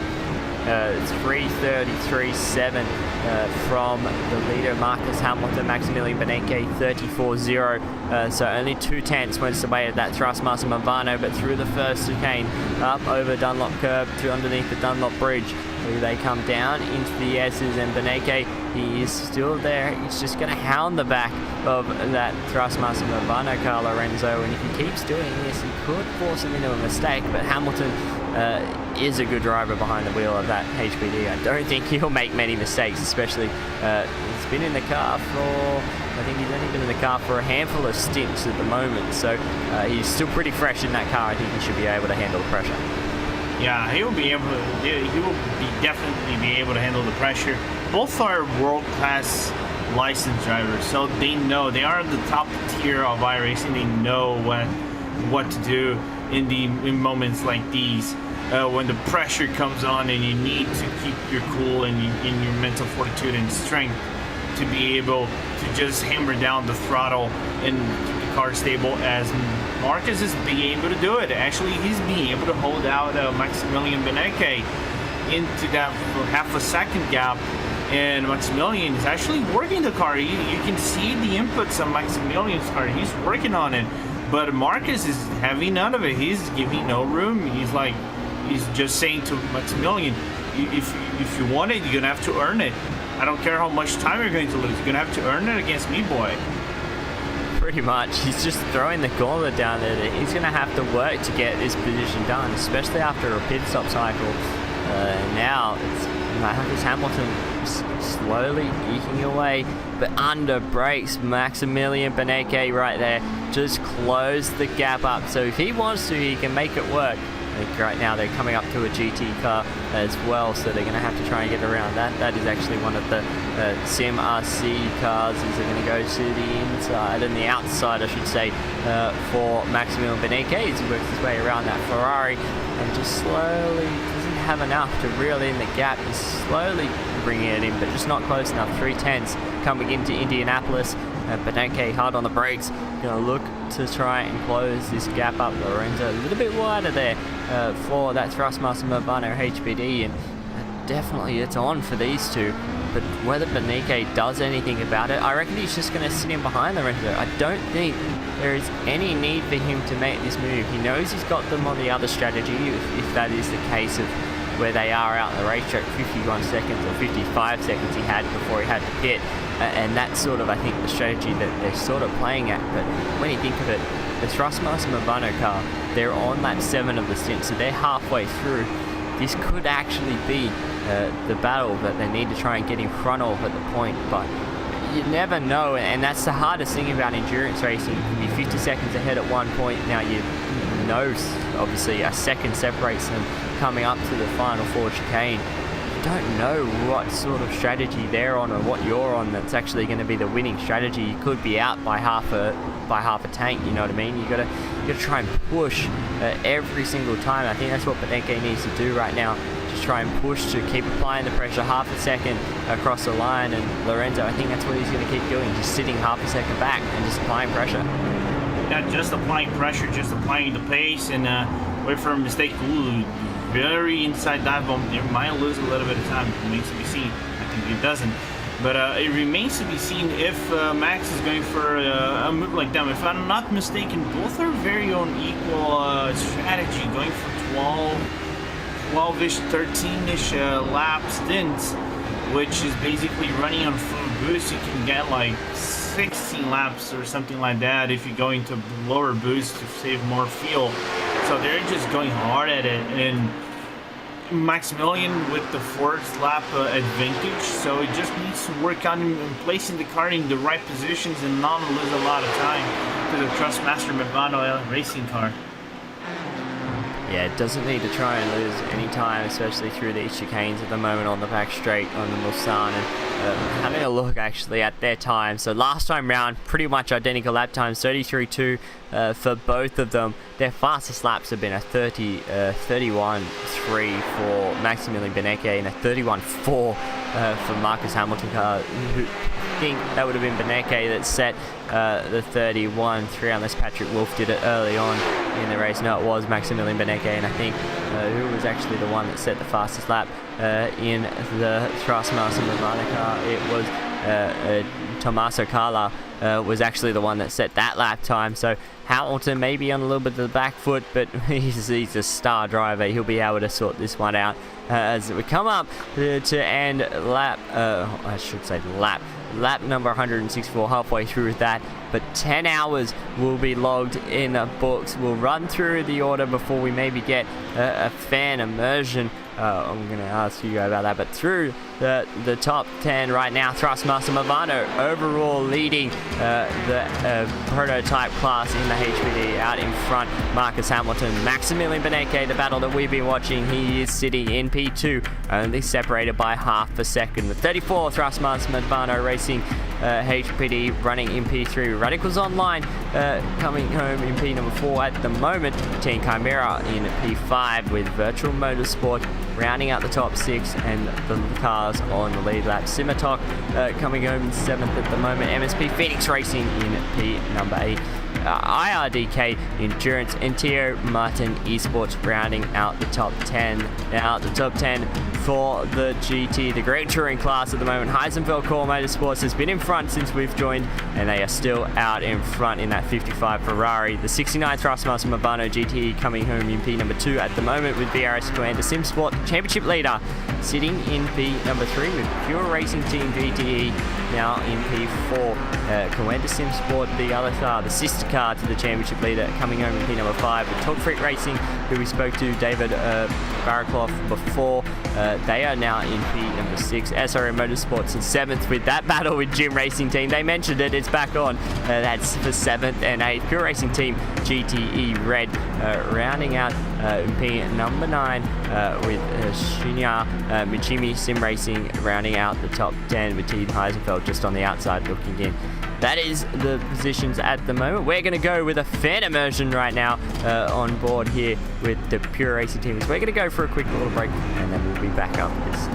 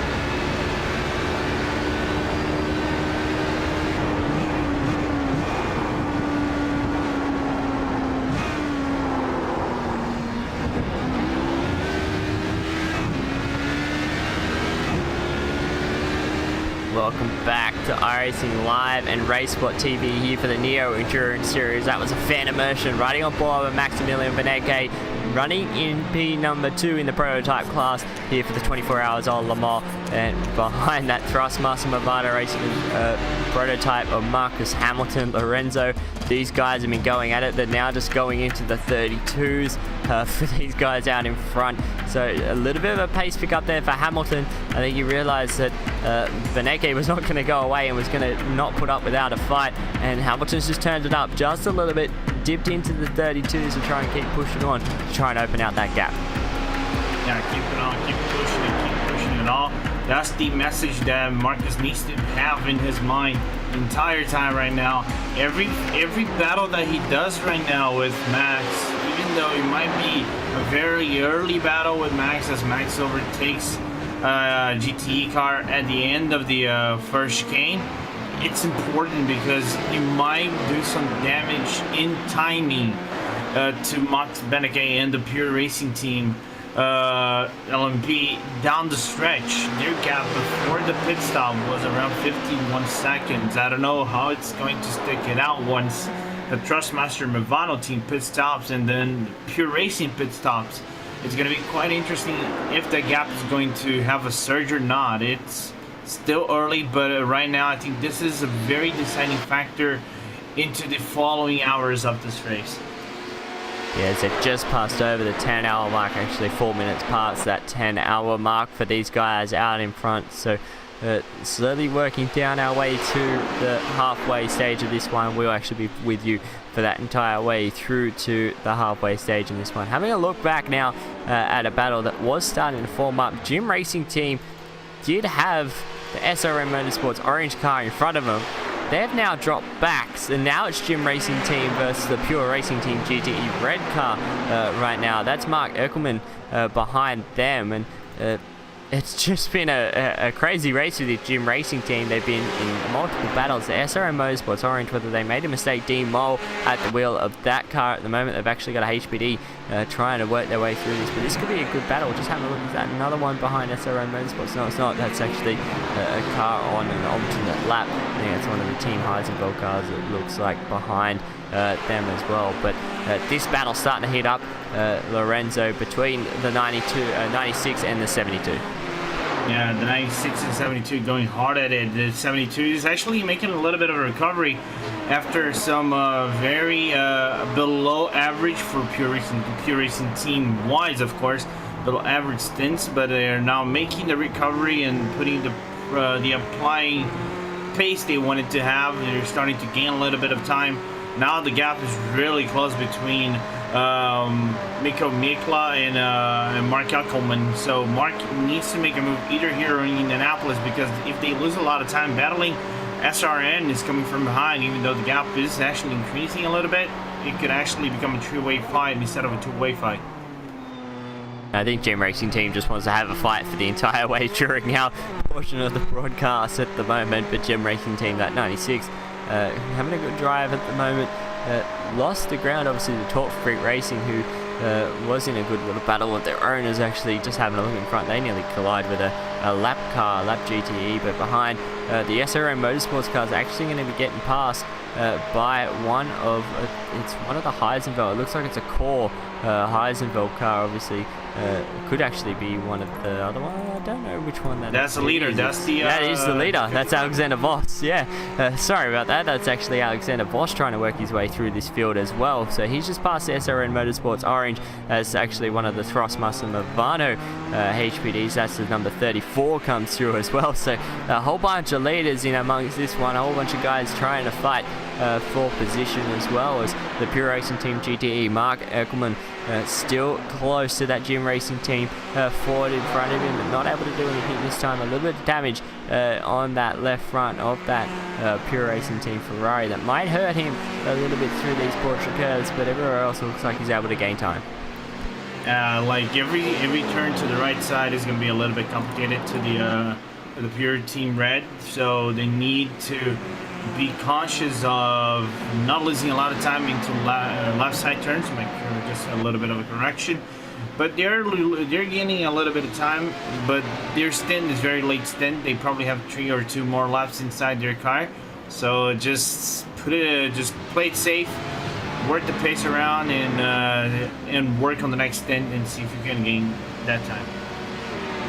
You try and gain positions as well, because they're currently, like we were talking about before, with the Torque Freak Racing, David Baraclough, he actually mentioned that the top 12 get locked in to next season Neo Endurance Series, which will most probably be even more exciting than the season that we are having right now. And Pure Racing Team, they are sitting in P number 24 out there, and they are a long way behind on points. Jake, I think something has happened to the Trustmaster Movano 69. Something has happened. Something has happened. You're on the pit stop. Looks like they're just having a pit stop cycle. Actually, yeah. Did they run out of fuel? Could be. There were on big mistake. It is. They ran out of fuel. They didn't make it through the Porsche curves that they had to tow.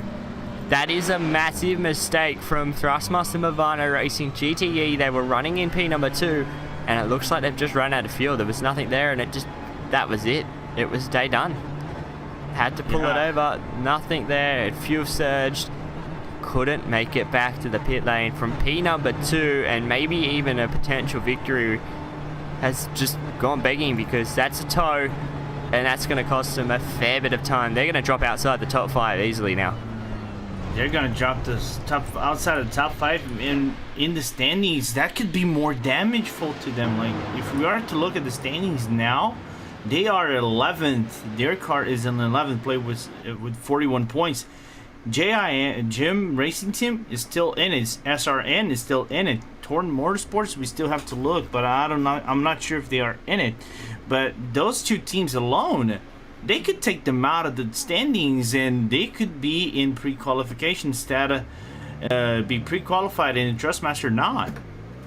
Yeah, and especially when you look, so SRM Motorsports will jump them, like you said, Jim Racing Team, and then in 15th, only 2 points behind that Torrent Motorsports car, is actually the Talk Freak Racing number 61. So that's a big mistake there from Trustmaster Movano Racing. Someone made a little bit of an error there in terms of the calculations, because that has thrown them massively out of this one, as actually Jim Racing Team is back under pressure from Pure Racing Team GTE coming into Indianapolis. I thought they were going to have a move mark behind in the 72.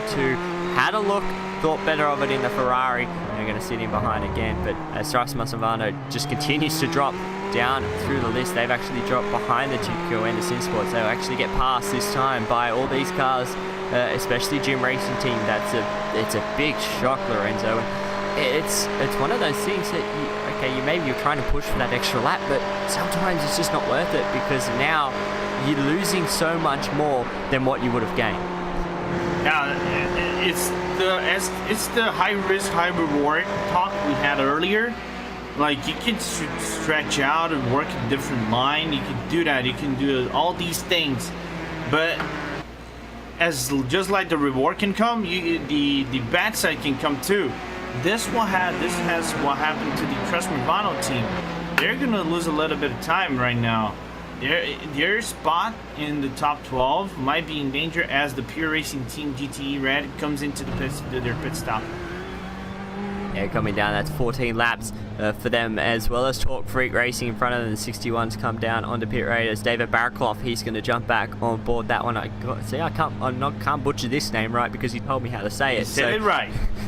He's come down in on to pit lane to get his Pure Racing Team GTE Red as well. And just having a look, Trustmaster Movano has rejoined out on the racetrack, so they've lost some time. They're on the back straight. They've actually only dropped to 5th. It's bad, but it could be a lot worse. They're still in front of Jim Racing Team, but being on board Anders Dahl at the moment, he's got to be frustrated with himself. Not just going that extra too far. I should have just put it in one lap earlier, and now he's got a lot more work ahead of him to try and do, especially when you're running in a comfortable P number 2 like they were. Yeah, like it damaged them enough for this race. It puts them back 1 lap compared to the Huskyville, the Motorsports team, so they are a lap behind right now. They could be still into this top 5 and make the pre-qualification, but absolutely in Stefan Muslar's thoughts, he's not going to be satisfied by it. But now he's going to have all the time to take a rest, cool down. That's a normal mistake. We say like it's impressive because they're top drivers and we don't expect them to do that, but every driver, we have to remind, they're drivers, they're human, everybody makes mistakes. So it's a human mistakes. I've done it, a lot of people have done it, so they can actually make it back if they just work out the issues and the timing piece by piece, as in Dahl right now takes the car. Yeah, definitely can sort something out there. They will bounce back, they will rebound. There's still a long way to go. There's still 13 and 3/4 hours left to go. But just having a look back at this lead battle, they've short pitted. Pure Racing Team had, I think they were 4 laps earlier on pit stop cycle than Trustmaster Movano. They've actually short pitted. Patrick Wolf is now on board that HPD. So they short pitted, came in, and you're going to try an undercut strategy. I don't know whether it's going to work, but this undercut strategy might be able to leapfrog them in front of Trustmaster Movado when they do come in. They're on 12 laps on their stint right now is Marcus Hamilton. It could be a good little strategy change there from Pure Racing Team, Lorenzo. It obviously puts them a little bit of an alternate strategy because obviously Maximilian Beneke didn't run out that entire stint, but it could just bring them into a gap where they're just going to be in front that little bit more when Trustmaster Movado come in. Yeah, it could work. It could work out in the end for Trustmaster, for a Pure Racing Team. Apologies. It could work out for them. This early pit now is going to. It remains to be seen. Patrick's pace from now on compared to Marcus. If Marcus stays in the car when he comes into his service pit. It also remains to be seen how long the Trustmaster Movado LMP is going to stay out. We've seen like stints from 12 to 14 laps, so it depends on how much boost on the car he's putting. So now it is all eyes on the Trustmaster Movado 33 car.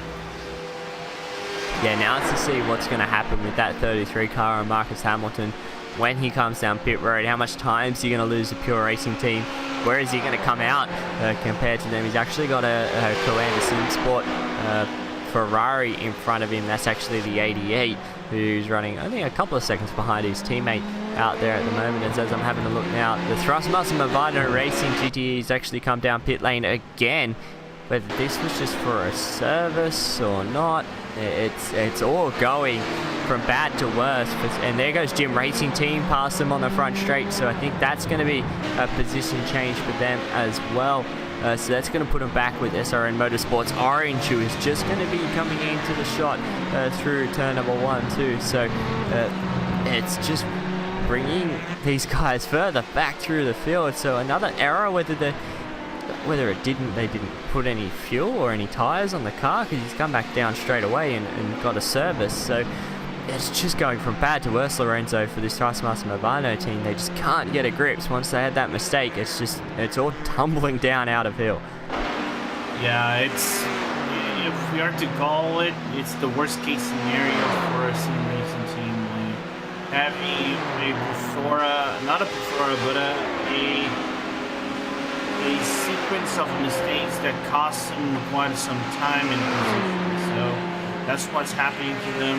It's important that they just put their heads down and just focus on the race and don't even think about mistakes. Just do your race, do like you really want to do, just impose it and still have the time. You still have more than 12 hours. Less than 12 hours, but you still have a long race to go into the last round. Yeah, they still have a long way to go, and they should be able to sort themselves out when they get to that sort of a stage of the run to see where they're going to fall. But they're right now, Jim Racing Team is roughly 2.8 seconds in front of them. They've just let Heisenberg Cool Motorsports go past them. SRN Motorsports Orange, they're around about 3.7 seconds behind them. So they're in a little bit of a hole at the moment, but they'll be digging themselves out now every lap. Back out in front though, Trustmaster Movado in the pit lane, and Pure Racing Team LMP just having a look where they are on the racetrack. They are actually coming through the Porsche curve. So here we go, Lorenzo. Marcus Hamilton stays in the car. Patrick Wolf, we'll see what he times does, because this will be his first flying lap right now out there. But here comes Trustmaster Movado out of pit lane. They are pretty much the shortest exit, and they are already gone. So that undercut did not work for them, Lorenzo, because they're pretty much the length of the straight behind. So Pure Racing Team got some work to do now to try and make that one up. They're going to have quite some work to get close once again to that gap to the Trustmaster Movado team. And that was a quick pit stop from Marcus, so he might only have put fuel into his car, feeling comfy with the tires itself, not having wasted a lot of rubber of it. So just putting fuel and going out 22 seconds of pit stop compared to the 33 on the Pure Racing team. Yeah, so shorter pit stop there from Trustmaster Movado, and that's just plain strategy. It's all the strategy games at the moment. And Trustmaster Movado, I think that's a good call. Maybe obviously no driver swap, so they didn't have to spend that time in there as well for that. and it just keeps them ahead of Pure Racing Team. Keeps Pure on their toes as well, because now they've got to try and think of something as they're trying to work their way around an MSP Phoenix Ford down the Mulsanne. That could have been a little bit dangerous there for those two as Pure Racing Team. They got the job done. Patrick Wolf figured out where he wanted to go, but it's always the difficult thing, and it makes GT racing and endurance racing, multi-class racing just that little bit more intense. You come up to a slower car, if they don't hold their line, they may be thinking, oh, I'll go to the inside to let him through, and then obviously Pure Racing Team wants to go that way. It becomes a little bit of a shamble, but that time they all able to sort themselves out. Pure Racing Team able to get past as we're looking back through the GT field, to have a look at that battle back with Jim Racing Team now and Thrustmaster Movano, who have closed the gap down. Lorenzo, it's within 0.6 of a second. It was 0.6 of a second now. 1.4 seconds between the Jim Racing Team and Thrustmaster Movano GTE, the 69. And Anders just putting the hammer down like now 0.5 of a second. He just needs a good entry and exit out of Tete Rouge in order to close out that gap. The gap is now 0.6 of a second, so he's gonna close out to 0.3, maybe 0.2, but he's not gonna make the move on the first one. Maybe if he keeps it clean, Indianapolis is the way to go. Yeah, I think Indianapolis may be the way to go here for that Thrustmaster Movano Ferrari. He's sitting right in behind that Jim Racing Team Ford, trying to get as much draft as he can, trying to get the slipstream, trying to get that toe to pull himself ever closer through the first chicane. He gets a good exit, and that's what he needs to do now. Anders Dahl going to maybe look to the inside or the outside. Which way is he going to go? Which way is Jim Racing Team going to go? And he'll go the opposite. Let's see what he does. He's definitely within 0.2 now of that Ford in front of him. Whether he's going to pull out to the left this time, he does so. Here he goes. He's going to make that move, and whether he just slipstreams his way past and uses his power of that Ferrari, but the Ford, the Jim Racing Team, is going to sit there, going to try and stay there. Nope, shuts the door through the middle of the chicane, and that is going to be up a position for Anders Dahl. So already on the clawback, that's going to move himself back into P number 5. But now Ford GT of Jim Racing Team in the tow, might be able to have a little bit of a counterback. Yeah, let's see if he's going to make the move. Oh, he's going to make the move on the inside of the end of Mulsanne. Late braking, here we go. He's on the inside, got the job done. Good hard battle between these two. This is for P number 5 in the Grand Touring class, and now it's reverse switch coming to Indianapolis, and now Anders Dahl has got the toe in the draft. Might be able to do something with this one as well. He's going to look to that inside. He gets there, he moves it to the inside. Now they're going to run side by side down this back straight, and I think we should be able to get him clear coming into Indianapolis. Going to be in front of him before the corner, shuts the door. That was aggressive. He could have easily turned himself there, Lorenzo, but he knew what he was doing. Anders Dahl shut the door on the Ford, and now he's going to try and stretch his legs. Yeah, shut the door, lock the keys. He even put some more locks on it to be quite safe on that maneuver. Usually that maneuver might not stick it out because the car's going really quick, and aero effect, especially dirty aero, it can often throw your car quite in a hurry into the wall. You don't even see it. But a really good move from Anders Dahl. Here comes the GT, very nimble on the curves. Really good work from Mikko Melkila into this Porsche curves. Try and see what he can do on the exit of these Porsche curves to maybe close down that gap. But Thrustmaster Movano, Anders Dahl already starting to pull away. A couple of tenths this lap already after he got around him. So good move, good hard battle, good racing from both of them. And I think Anders is just a little bit annoyed that the mistakes he's made. Obviously with the fuel strategy and that going away, obviously running in seconds. And now he's just got the hammer down and he's just trying to get as much as he can. They both ran a little bit wide, pushing hard there, but still another couple of tenths, 7/10 of a second now with Thrustmaster Movano, and I think that gap is just going to continue to stretch in this phase of the run. Behind them is that SRN Motorsports Orange, who sort of dropped a little bit away right now. They're running roughly 7 seconds behind both of them as a Pure Racing Team. Having a look through, as actually Talk Freaks got a car on there outside. That's just a HPD as I was looking through the field. and they've actually dropped off that Pure Racing Team GTE as well. But back out in front, just updating that gap for the race lead. It's 9.6 seconds out there, Lorenzo, and Rasmussen Mabano, they're holding their own. A 34-second lap time from Patrick Wolf. Obviously, he hasn't been in the car since the start of the race, so the track conditions is going to be completely different to what he was used to early on. So he's just trying to adjust and trying to get back into that rhythm that he was before. But Patrick Wolf has got a lot of time to make up if he wants to get back to the back of Marcus Hamilton. Yeah, 10 seconds over here sounds like an eternity, and especially with a hot track like this one. It's 40 degrees. Even though with the whole rubber covering the tracks, covering the curves, you need to manage to not overdrive the car and make more heat into the tires. It can be dangerous because you might not be able to recover the rubber that you lost, and you might lose a little bit of time. Split second here and there. So that's what Patrick needs to be mindful right now. He needs to laps every single time. He needs to put single laps and avoid making mistakes that normally a guy with a hurdy to make up time would do.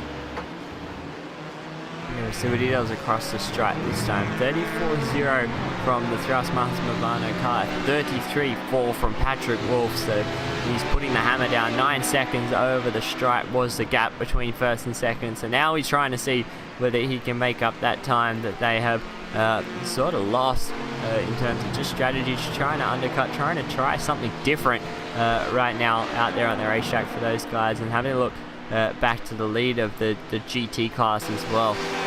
At the moment, it's still Heisenfeld Core Motorsports. They are out in front, and after obviously that mistake from the Thrustmaster Mavano car, the Coander SimSport car is running in P number 2. It's a good game for them, the 81 car, but he's a fair way behind. He's nearly 2 minutes behind the race lead. Yeah, 2 minutes behind, and right now, if they want to make up that time, they need to work on better pace overall, and basically one more lap strategy, basically on driving your opponent. But in GT cars, it's quite of a hard job for you to do that. So how he will pull it off, that's the question that he needs to be thinking right now if he wants to have a chance in having a battle for the victory. Yeah, definitely. As I said, it was 2 minutes, actually 1 minute and 17 seconds. These are all my timing updates on my end. So a bit of a gap that they've got to make up. Pure Racing Team GTE running in P number 3 at the moment. They're 22 seconds behind that Coander SimSports car. So there's a bit of a gap. And he's in a little bit of a gaggle of cars as well, which I think he would just rather not be amongst at the moment. So 22 seconds behind that Coander SimSport car. The sister car is roughly 45 seconds behind them. But Thrustmaster Mavano now in P number 5. They're actually just starting to ever so creep away. And as I say that, Jim Racing Team in pit lane for their service now, Lorenzo. And let's see where this puts them, because wherever they come out, they're going to be in a battle. Yeah, they're going to be in a battle most likely. And once again, they're going to be in the highlights. That is always good to be right now, right? So let's see, if I am not mistaken, they're probably going to be around the Torque Freak Racing Team in a battle with them. And right now, David Barraclough is on a 3-lap stint. I got the naming right, yes. So he's on a 3-lap stint, so the gap will not be very big between one another. So he's just work the corners and put the car clean. Just having a look, Jim Racing Team actually leaving pit lane. I think Torque Freak might actually get them on this pit window cycle, as Jim Racing Team sitting there on the pit limiter. I think Torque Freak going to go straight past them. They might actually be in a battle with Pure Racing Team GTE Red, who was the next car in line. So gain of position there. This one's actually going to be a little bit tighter as Pure Racing Team down the inside into turn number 2 and gets that one done. But the fresh pit stop, fresh set of legs, get a little bit of a stretch for Jim Racing Team. And now let's see what Mikko Mikilia can do, running behind that Pure Racing Team GTE red car of Mark Eckelman. Down this back straight, he may be able to do something with it. Obviously, a little bit of front end damage that Ferrari will be hurting him in the draft window by himself, so that aero wash that he's going to get from that front will definitely hurt him, maybe even open the door for G Racing Team to make a move, Lorenzo, but he's not close enough. You need to be within roughly that 0.3 of a second coming off of that Tetra Rouge to be able to do something with it, and at the moment, just not close enough this time to do anything about it, Lorenzo. Yeah, he's not closing the gap. He could have gone. I don't think he's going full throttle, or if the full throttle is not being able to close out that gap, but still, putting the car close is just a matter of time. The man is hungry. Miko is hungry, so he's going to make a move eventually. He wants that move. He wants to close the gap also to David Barakoff and the Torque Freak Racing Team. So he needs just to work out the corners and work out the pace, because the car has been really good. He's performing really well. Yeah, that Jim Racing Team car has been performing well. They've been solidly inside the top 10 since we've been here and watching him running in that 6th position, sort of the first Ford in the field, and right now trying to see what they can get past the Pure Racing Team, red Ferrari, and Mark Eckelman really holding down that position at the moment. Can't do anything about it, especially even down on these straights, just can't get enough slipstream and toe to be able to do anything with it. And whether he's going to pull out here coming into Indianapolis, I think he had a little look, thought about it, but not able to do anything with it this time. Maybe lined himself up, into Indianapolis, into Mulsanne.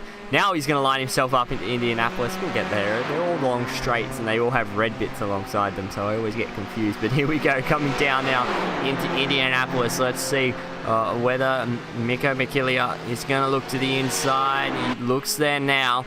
Going to go side by side with the Ferrari of Pure Racing Team GTE of Mark Eckelman, and I think Eckelman's going to roll out of that one. Good, smart driving there from the Pure Racing Team driver, just to realise that it's not on. He's just come out of the pit lane. You're on 5 laps into your stint. Let him go and just try and maybe tag along and let him bring you with him. Yeah, work the draft, work the pace, and who knows, maybe even get close to David Barakoff. The gap is 5.3 seconds, and close slightly as it goes up and down depending on how you do. Well, the Porsche curves might even go down a little bit more, to still work out the gap, work out, make sure you guys work out and don't lose a lot of time, and who knows, you can have a 3-way battle, get something interesting down the line. Yeah, maybe be able to gain that position as well, depending on how this strategy unfolds. Just got an update on the front as well. Patrick Wolf, another second going the way of that Pure Racing Team LMP HPD car, now running pretty much 8 seconds behind the race. They're actually looking at it live. It's 5.8 seconds. So this lap from Patrick Wolf is a flyer. Whether Thrustmaster Movano of Marcus Hamilton's got caught up. He's got a little bit of traffic now. That's one of the 4 GTE cars, so that's going to actually hurt him there. I think that's actually one of the sister car to the SRN Motorsports Orange, unless that is SRN Motorsports Orange. No, it's a sister car that he just had to overtake then coming through, and then he's got the VRS Coanda SimSport car as well. He's going to go to the inside of him there, coming down into turn number 1. But the gap across the stripe is 5 seconds, Lorenzo. He came out 10 seconds behind him. He's cut that in half already, a 32.38 from Patrick Wolf. He's just getting started. He's just getting started. And you can see he's doing corners in an aggressive way, like he's going for it. He's not even caring if he gets to slow down or something. That's what it sounds like. He's just going completely mad over the curse, and apparently he did get a slow down. A little slight slowdown for Patrick Wolf that is going to damage a little bit the Pure Racing Team as he goes into traffic as we speak. Yeah, now the gap out to 6 seconds, so pushing as hard as he can to try and close that gap down, but I'm sure he'll be able to get it done. He's talent as well, and a lot of these guys are. A lot of them are obviously running in Pro Series or either PT Series or F1s or anything else that they're going to be running in. Now with all the new World Series out there as well, these guys are pretty talented when it comes to endurance racing, especially in the GT class. And now Patrick Wolf closing up behind the Coanda SimSports car, may try and benefit from the tow to get himself past that Ferrari. And he's got 2 HPDs, and this is the hard part, just trying to get past these HPDs right now, Lorenzo, because they're going to obviously be the same pace. It's the Acme Racing car, who's down in P number 18 at the moment, is the first one on his list. Then the BAM Thrustmaster car as well, who has a little wiggle out of the second chicane. So now Patrick Wolf's going to try and set his sights up, hope that he can catch these guys on a straight and not lose any time. Yeah, and furthermore, if Patrick on the straight, that is actually good for Patrick, because he can work the draft a little bit and move a tenth or maybe 2/10 of a second forward into your opponent, as he's already cutting time on Marcus Hamilton. The gap is now nearly 5.5 seconds. Yeah, so even after that slowdown, he's starting to reel it back in again. So Patrick Wolf, I think within a couple of laps of this stint, obviously he's going to come up to complete lap 7 of his stint. Thrustmaster Movano racing Marcus Hamilton at the moment, he will come up to complete lap 5 of his. So I definitely think when these guys come towards the end of their stint, they're going to be nose to tail, and then it's going to come back down to pit stop strategy once again. And whether someone can do anything about those two, who knows? But in front of them, actually, they're going to close down on Mark Eckelman. That's actually just in front of the Thrustmaster Movano, as I was actually looking for those guys on track to figure out how close that battle is. But Mikko McKillia, he's actually started to pull away as a Pure Racing Team GTE lets that Thrustmaster Movano HBD through the race leading car, and you're going to see that Marcus Hamilton going through these S's. He's going to catch that Jim Racing Team Ford, and I don't think he's going to go around the outside, but obviously that's going to hurt his entry into the left. He had to slow down a little bit more than what he wanted, and again, this is just burning time that he just gained, especially with that slowdown from the Pure Racing Team of Patrick Wolf, Lorenzo, because now he's got to do it all over again, because Patrick Wolf, Lorenzo, has actually closed that gap back down to what he had coming in. Yeah, basically, he even lowered further the gap. The gap was around 4.7 seconds when he had that slowdown. So now it's around 4.1 second. And actually, Patrick has a little bit of an upper hand of sorts, because he's going to grab in a position of acceleration. He's not going to lose a lot of time compared to what his opponent had lost. But now you can see he actually lost a second. No, that's not a good thing. He did slow down his car. He's stuck right now, I think. He's just trying to line him up. He's going to line up his teammate right now to the inside, and they're not going to fight them at all. So he's lost about a couple of tenths now, 4.6 coming down onto the Mulsanne. He's got that Ford GT in front of him. I think he'll be aiming to catch the Jim Racing Team Ford maybe after the straight. After the first chicane, sorry. I don't think you want to get him into the chicane, but he's going to get close. He might be able to try and get him before the chicane. That he's going to do. He's going to move to the inside. He's going to have to get the position done. He does, moves over. So that's going to clear that car. Now, there's another two. The HPD that's still in front of him is still there, plus another Ford. That's a Torque Freak car. So we're talking about how close they may be coming to that Torque Freak car. The two behind. David Barakoff has now got a couple of other cars behind him. Jim Racing Team and Pure Racing Team GT. They might be getting in a battle sooner rather than later. So we'll have to keep an eye on that, as Patrick Wolf to the inside of that HPD that was there. That was the BAM Thrustmaster car, and now he has some clear air to try and set his sights in the gap. 4.5 seconds, Lorenzo. But with the pace that he was running before all that traffic, he should be able to close that one down. Yeah, he's going to close that one down really quickly, maybe a half a second between each lap, because Patrick is basically flying within the limit of his car on the track. He's braking late, he's going very aggressively on turns, so he's closing the gap, he's doing it. And further back, you talk about Torque Freak, that guy, as you said, that battle is going to happen. It is not a matter of if, it's a matter of when, because right now the gap is closing curve by curve right now. Yeah, that gap is coming down 1.2 seconds, separates David Barakoff to behind him. That is the Jim Racing Team of Mikko McKillia. So that gap is coming down, and we thought that maybe Jim Racing Team might be able to close in on Torque Freak, but they're actually they did so a lot quicker than I thought, so maybe a little bit of a mistake from Torque Freak, but behind as well, Pure Racing Team, they're going to come as well, so it could be a three-way scrap here, and this is pretty much for just outside of the top 5. SRN Motorsports is currently in P6, this is for 7. It is Torque Freak at the moment with Gym Racing Team in P number 8, and obviously Pure Racing Team just behind them in 9, so let's see what Mikko Mikilia can do. He's 4-lap older tyres.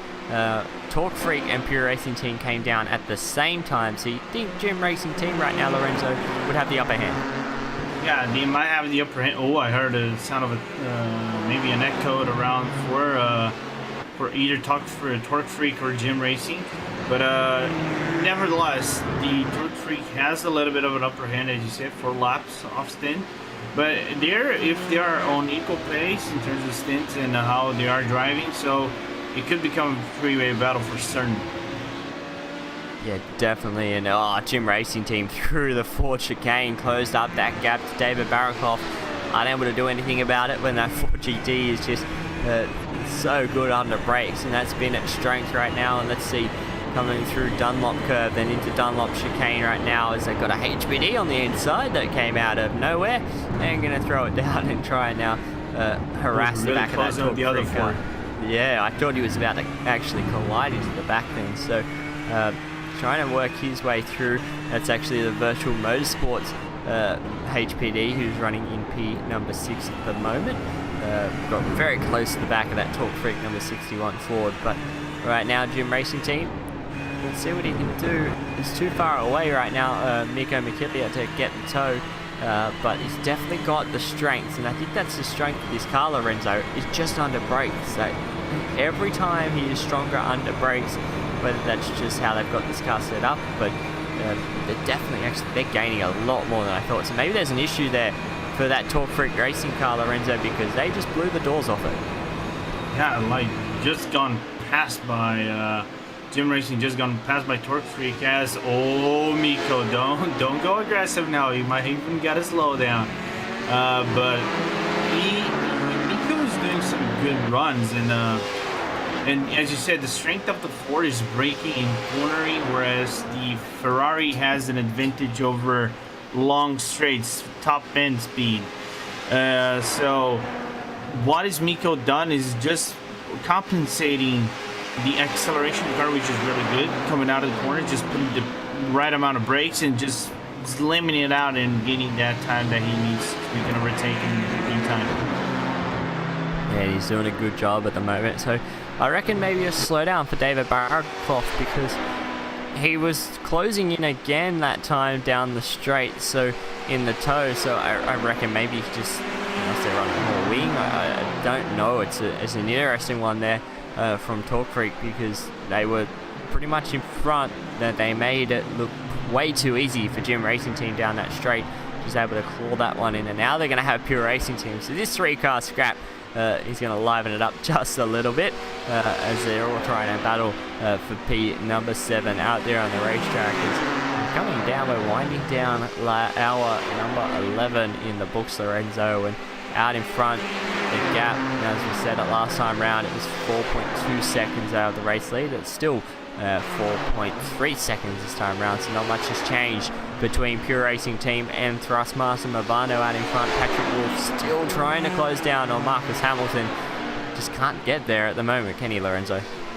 Yeah, he cannot get over there, even though Patrick is driving to within the limits of this car. Of course, Marcus is doing the same. He's basically doing the same thing, drive to the better of his car and manage traffic and do everything else. Is going to the Ford chicanes right now, but good for him. He's actually keeping up now. It sounds the gap is around 3 seconds.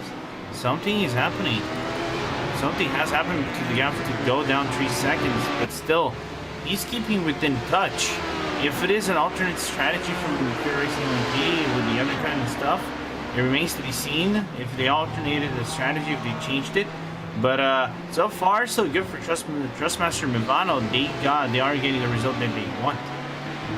Yeah, they needed this result. And I think the Trustmaster Movano may have got held up by MSP one of the Phoenix, MSP Phoenix Racing Fords through the Porsche curves or just coming out of them. So definitely I think that may have been where that gap went down from roughly 4 seconds to 3, and I think the same thing happened there for Pure Racing Team, because the gap's back out to 3.6 of a second, and it's just going up now, 3.7 coming down the back stretch. So the gap is sort of fluctuating a bit. They've got a little bit of clean air. I think this is the best clean air that either of them are going to have.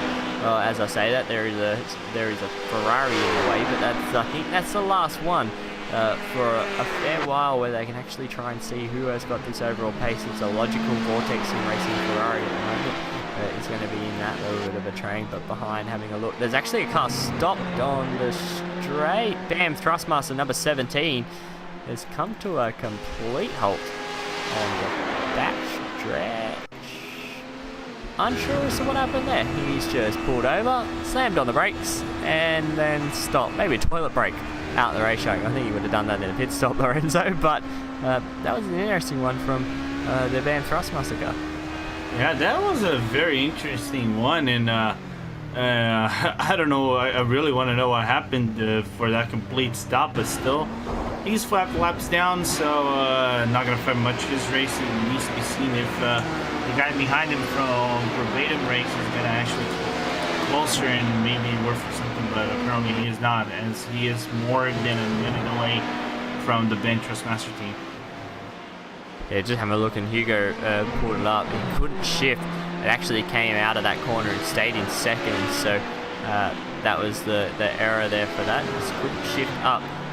So having a look back at that battle in the GT class, and once again, Talk Freak Racing, they lost that position to Pure Racing Team GTE. So something's going wrong for David Barraclough. I just think they don't have the overall speed that these guys around them do at this present point, because those two have just driven away. And Pure Racing Team GTE Red, they are closing in on that gap to that Jim Racing Team car once again, Lorenzo.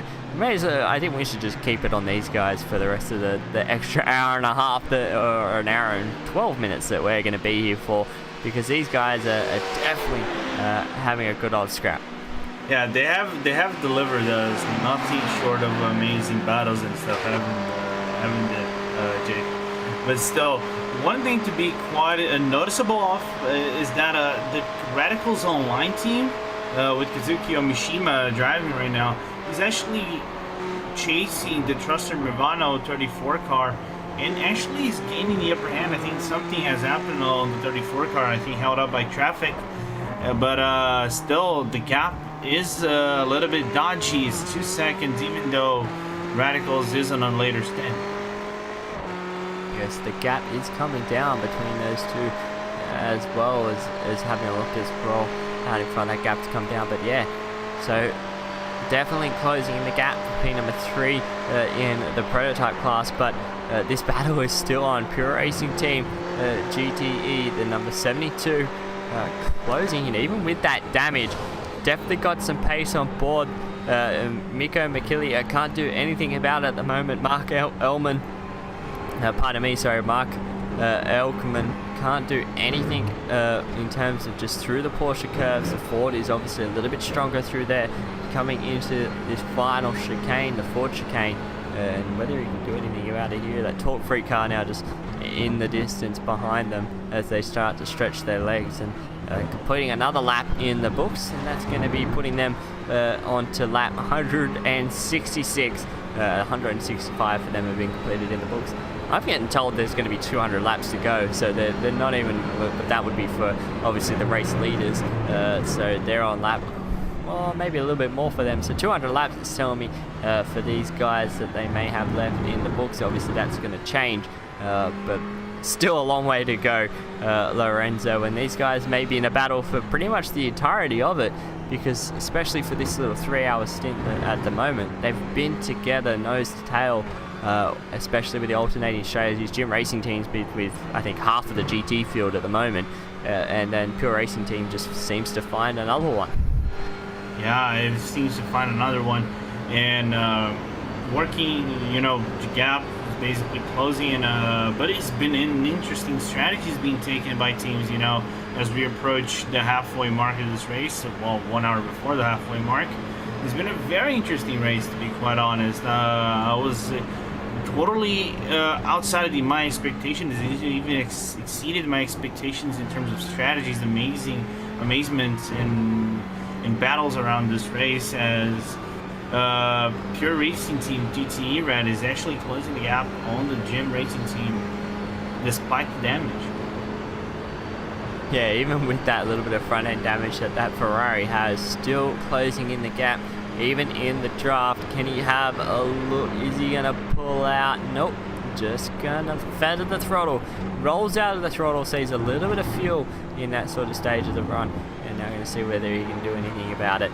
Coming out of the chicane, now they've got a HPD behind them. Is he gonna try and latch onto that toe, get a little bit more of a draft? Oh, as the HPD threads the needle through the middle of them. That's the usual prototype pass that we're used to around Le Mans down the Mulsanne straight. Goes from the outside to the inside, threads the needle between them both and gets the job done. Job done, you know, that kind of move you can see the LMP2 cars do on the GTs, the the LMP1 cars doing on the real thing. You know, it's really cool to see. It sounds like they're going to crash, but really they don't. So it's kind of good to see that little bit of brief tension. As let's see, I think the Pure team might have do something to do on. No, he's not going to go after Indianapolis. He's not going to take a chance. Yeah, I don't think he's going to take the chance through Indianapolis. Just going to sit there and wait another time. He's definitely, though, hounding the back of this Gym Racing Team forward, and he just can't seem to get that upper edge. I think that little bit of damage to that left front is just ultimately hurting, having that extra bit of pace that he may need to get the job done. And right now he's sitting behind for another lap, but I'm sure Mark Eckelman, he will find a way through, whether it's in a pit stop strategy. So he's coming up to complete lap 10 of his stint at the moment in this car for this cycle of pit stops, and in front of him coming up to complete lap 6 for the Gym Racing Team Ford. And having a look through, actually out in front, the gap now, and I thought that was closing. It's 9/10 of a second, and actually live it's 5/10. Half a second separates P1 and P2, and this time Thrustmaster Movano Racing, number 33 of Marcus Hamilton, he's got it all to play for, because that Patrick Wolf in the Pure Racing Team number 7 is all over the back, and it's game on again, Lorenzo. The battle has recommenced. Battle recommence, round 35 fight. Let's do this. Well, one of the things to be quite noticeable of is that Patrick per lap has been putting 1 second faster than Marcus Hamilton. So here we go. So let's see if he can read the mobile block door. Let's try it again, boys. A little bit of a smooth. I think he was going to go to the inside, then realized he couldn't block it. Wolf down the inside, gets the job done in the second chicane on the back straight on the Mulsanne, and now tries to pull away straight away from Marcus Hamilton to try and increase that lead. But this is what the undercut put from Maximilian Benecke to bring in and put Patrick Wolf in this car, and now he's got the job done on Marcus Hamilton. Here comes the toe. Is Hamilton going to have a look? No, he's not, but he's definitely close enough. Can he line himself up for Indianapolis now, Lorenzo? He can get that good exit, which I think he has. He might be able to have a dig now down into Indy. Yeah, he might have digging out of the Indy, but it remains to be seen, because the gap, he needed to be around 0.3 of a second. He's closing it, but I don't think that's going to be enough. He might be down to the wire, as Pure Racing Team already blocking the outside line. He's going to go for it. He's going to go for it. Let's do this. Good move there from Marcus Hamilton down the inside into Indianapolis. Gets the job done, and now Patrick Wolf has to try and do it all over again. He thinks he's going to be in this battle for a while now, Lorenzo, and now whether he can get the look. I don't think he'll look down into Porsche curves, but will they run side by side through Porsche curves is yet to be seen with these guys. We know Benecke had a go at it before. Let's see what Patrick Wolf's going to do right in the slipstream. Is he going to look? Nope. He's going to sit behind. Now he's got to deal with that dirty air. Now he may just give himself a couple of car lengths through these Porsche curves, which is starting to happen already. A car length, a couple, now out to 2 car lengths, this gap between first and second. Just trying to get away from that little bit of dirty air from the back of that HPD in front of him. And now gonna maybe line himself up for the Ford chicane, but a couple of car lines too far back at the moment, Lorenzo, to do anything about it. Great exit, but by the way, great exit from Patrick. You know, a better than expected exit from the Pure Racing team. Now remains to be seen if his exit on the start-finish line is going to be good enough to carry into Dunlop and see if that gap of us is going to take some, going to do something. But let's remember one thing: there are only stints, though. One of them, the racing leader, is on 10 laps. The Pure Racing team is on 12 laps, so they are nearly the end of their stints, respectively. So it needs to be seen if they're going all the way one more lap or 2 more laps, or they're just gonna trade jobs until one gives up. Who knows whether they're going to give up. I don't think either of them are going to give up at this stage of the race, but let's see. Now, this is where they got a Ferrari in front of them, which may pose a little bit of an issue in terms of who's going to make the move here, but I think Patrick Wolf for Pure Racing Team, he may be able to have a look. I think he's going to set himself up for the second part of the chicane. I don't think he wants to do it in the first one, because obviously then it just allows Marcus Hamilton, just to go back down the inside, get the toe for the second part of the Mulsanne. So let's see, through the first chicane, still nose to tail for the race leaders. Marcus Hamilton out in front, Patrick Wolf in second, Thrustmaster Movano, the Pure Racing Team out in front. And let's see, for the Neo Endurance Series 24 Hours of Le Mans, we're coming up to complete 11th hour in this one, and these guys are fighting like it's the last lap of the race. Here we go, 0.3 of a second, coming down to a 1/10 of a second. Here he goes, Hamilton to the inside, Wolf to the outside. This is a different one to last time around. They're going to go side by side into the chicane. Still side by side out of it, using all the road and a bit more. And they're going to go side by side out of it, Lorenzo. Good hard battle for the race lead. Oh, extraordinary battle for the race lead. They're side to side, basically same pace, same speed. It's going to come down to the wire over here on the braking of the end of the Mulsanne corner. Who's going to go for it? Who's going to get out in front of it? Patrick Wolf breaks late. He's goes into the inside, sticks it in. He's going to be first place. Gonna be in first place, but for how long? Because here comes Thrustmaster Movano, the better exit coming out of the Mulsanne corner. And now let's see whether he's going to have a look into Indianapolis. He might be close enough. That 13 laps on the stint though for Patrick Wolf, so I think he may be coming down pit road. To the outside goes Marcus Hamilton. Whether he can get him clear before Indianapolis of Patrick Wolf, and Wolf drops him back behind. So another lead change out in front, the 33 back to the point. Now let's see whether Pure Racing Team's wobbly exit from Thrustmaster. Yeah, poor exit there from Thrustmaster Movano. This could actually line him up, but now Lorenzo, does Patrick Wolf sitting behind him because he's going to come up to complete lap 13. I think he may come into pits this time, and I don't think it'll be worth him having a dig, but let's see. I think he may just sit in behind, or as I say that, looks like he's getting a little bit racy here, coming into the Porsche curves to the outside of Marcus Hamilton, and does it the long way around. What a move from Pure Racing Team's Patrick Wolf. Got the job done on the entry into the Porsche curbs. Fantastic move by Patrick Wolf. That's the way, I like it, on the outside. Very good move by Patrick Wolf. Now it needs to be seen if he's going to the pit stop. They're done with it. They're going to the fourth chicane. Here he goes. Pure Racing Team going to the pits. He just wanted to get it done before he came to the pits. It's one of those moves. I just want to make sure I'm in front before the pit stop cycle begins. Yep, here it is. Style points, and got him more for that move through the Porsche curves.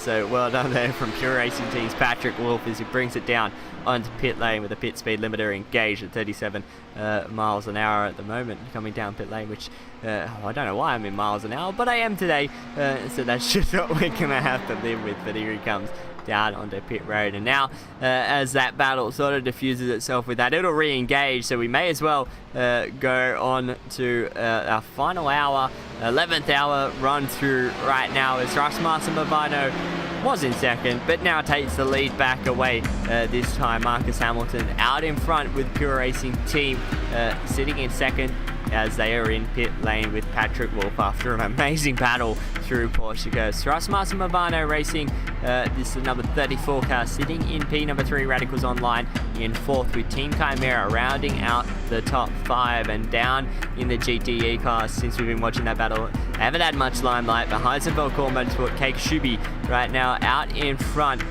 leading that from the VRS Square to Sim Sports number 81, starting to come back in P2, 16 seconds behind the race lead. Pure Racing Team GTE Blue in P number 3 with VRS Square to Sim Sport number 88 in P4 with Thrustmaster Mabano Racing after an issue with running out of fuel on the racetrack has regained 5th position, but roughly a minute behind P number 4. Now I think we should maybe go on board this time. Let's go on board. It may even be with a pit stop window, but let's go on board for our fan immersion break with actually Thrustmaster Mavano number 33 if we could, and maybe coming up to a pit stop window. But let's go on board with Marcus Hamilton, our current race leader, for our fan immersion while we go for a short break here on RaceSpotTV and iRacing Live.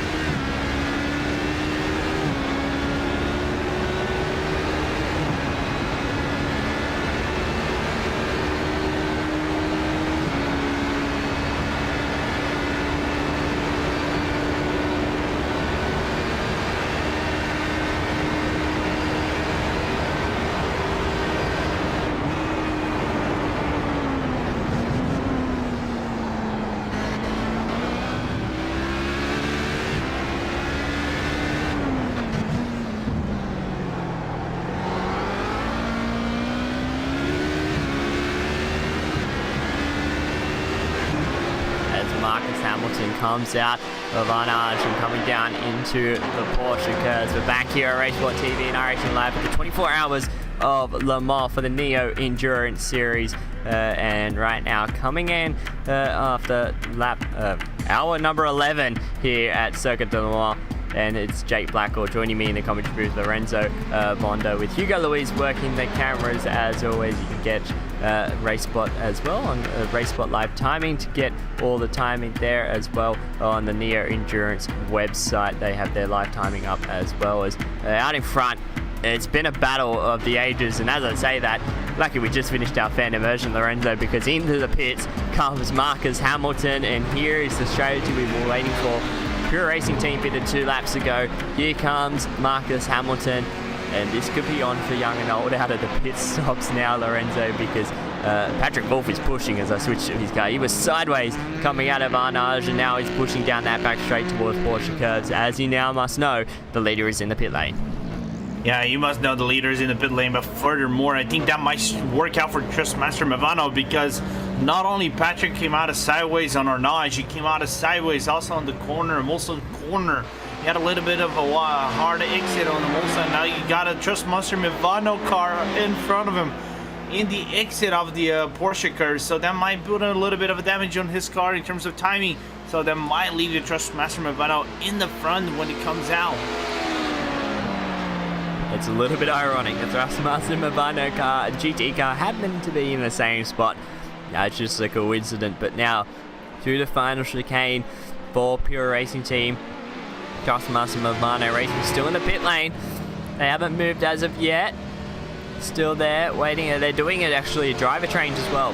So this could be that 11-second difference. As there goes Pure Racing Team past them. And now, exits the pit lane, just Frederick Evers in the Trustmaster Movano Racing. So a pure lead change for Pure Racing Team.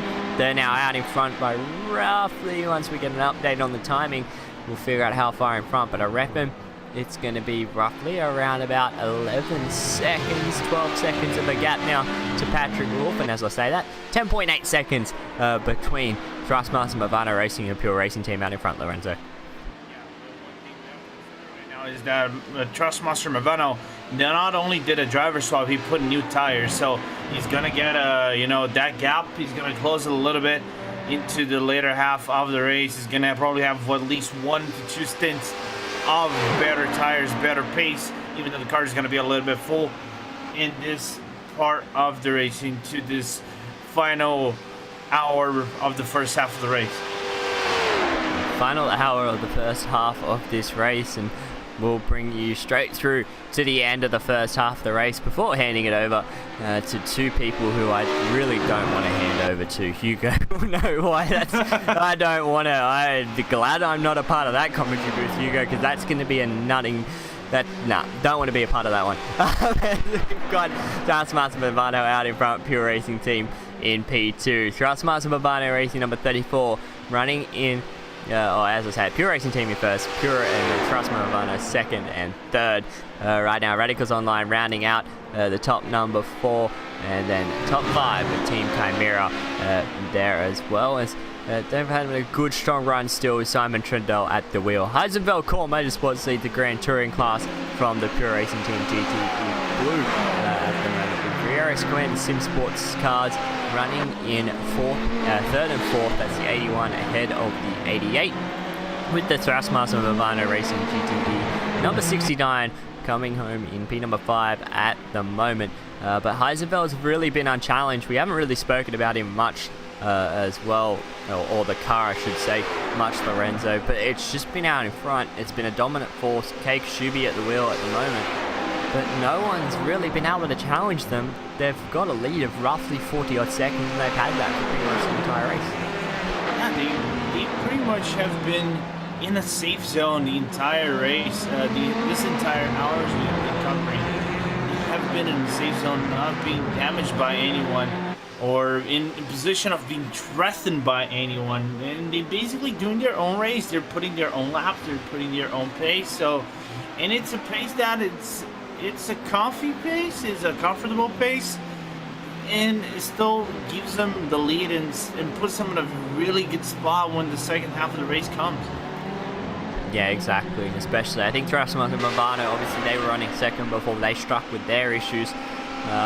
They were really the only people that were close enough to maybe battle with them, but at this time they're just not able to do anything with it. Obviously they've dropped out of that second place position, and pretty much the battles that we were having a look at as all the fused itself. Gym Racing Team sort of improved their gap over Pure Racing Team GTE Red.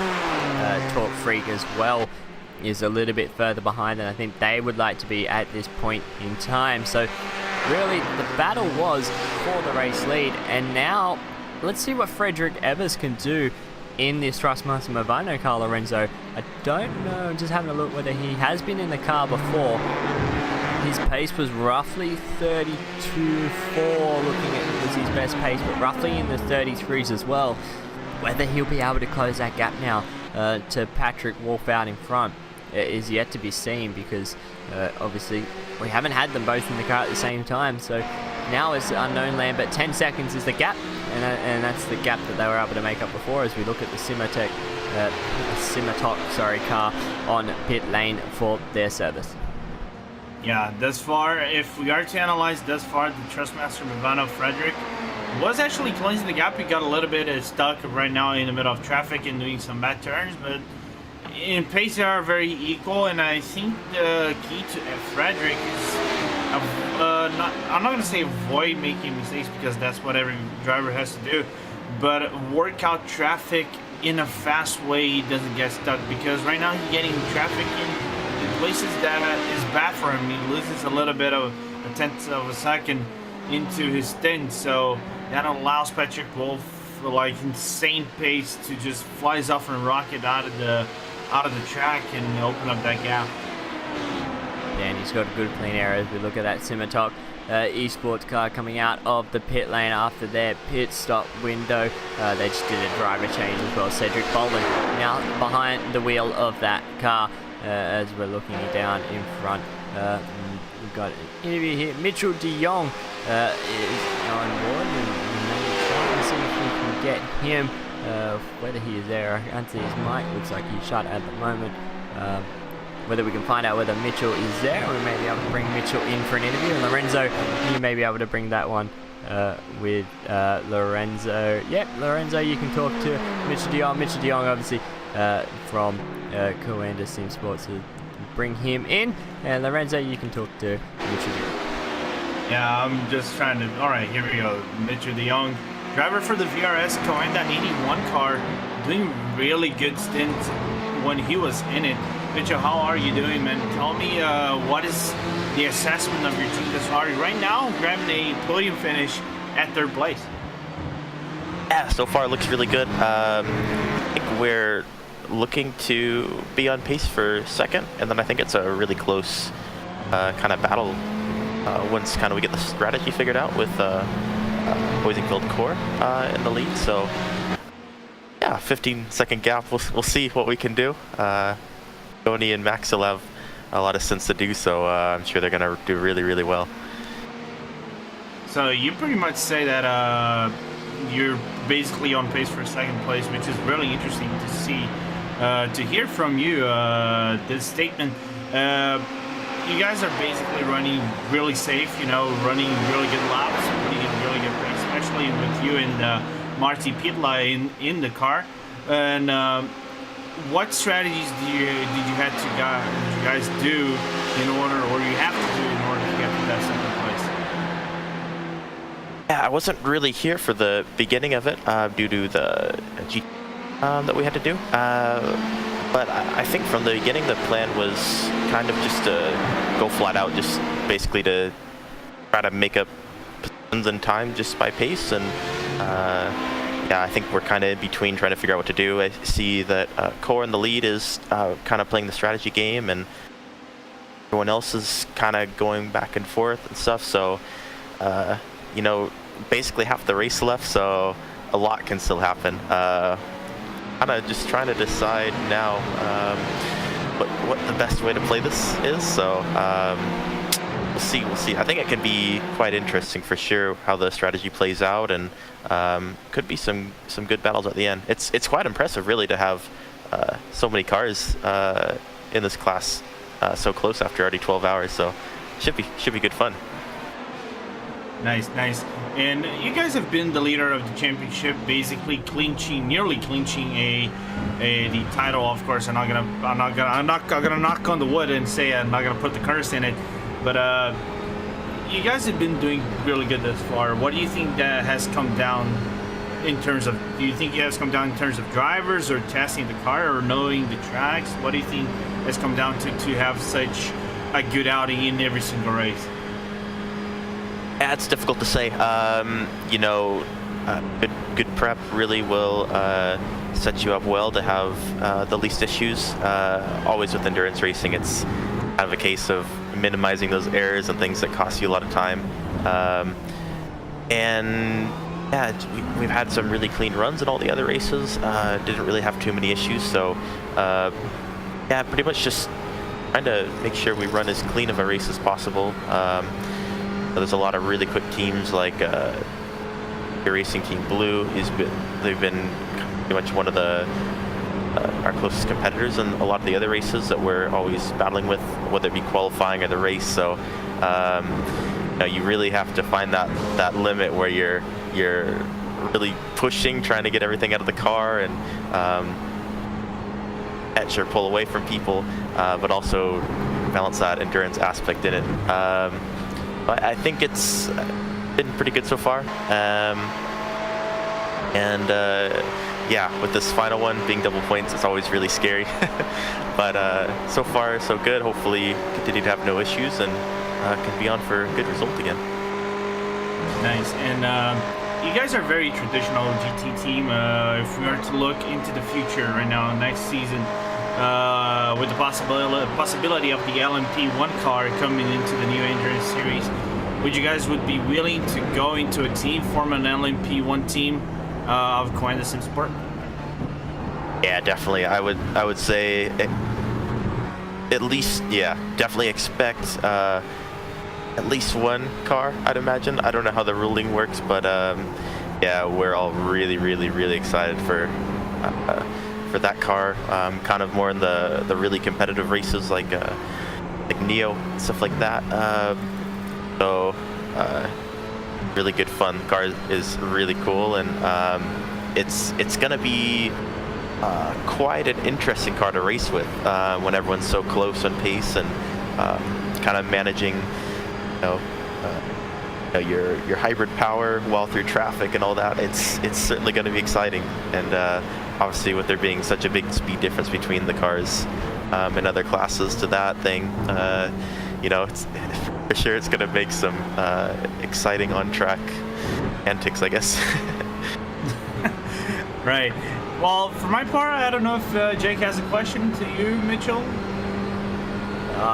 It's always good talking to you, Mitchell. But I think you hit the nail on the head. The LMP1 car and how quick that thing is, it's gonna make it just that even tougher. Like, even if you guys, I know you guys, obviously your team, mainly GT3 guys, but you can drive anything else really. We know what you can drive, so that's out of the question. But is there the point in where you go with these GT cars is sort of where they're in the race, like if they were in this race today, you'd be more watching out for them because they're just that much quicker? Like, how would you guys even play with that traffic, because they are just so much quicker on the racetrack compared to the GT cars?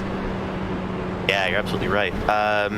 That's kind of the big unknown. We haven't really had any races to kind of see how it pans out, but if you look at pure lap time and things like that, it's pretty insane. And if you look at the speed difference, it's really not, because they just accelerate so quick and brake so deep, and that's where they gain so much time. And with the downforce and all that, it's gonna be quite hectic, I think, especially if you have like a really tight battle between a couple leading LMP1s and they're starting to get through traffic. I think you'll find some really interesting situations there. So we'll see how everyone handles it. I think it'll be quite exciting for sure, and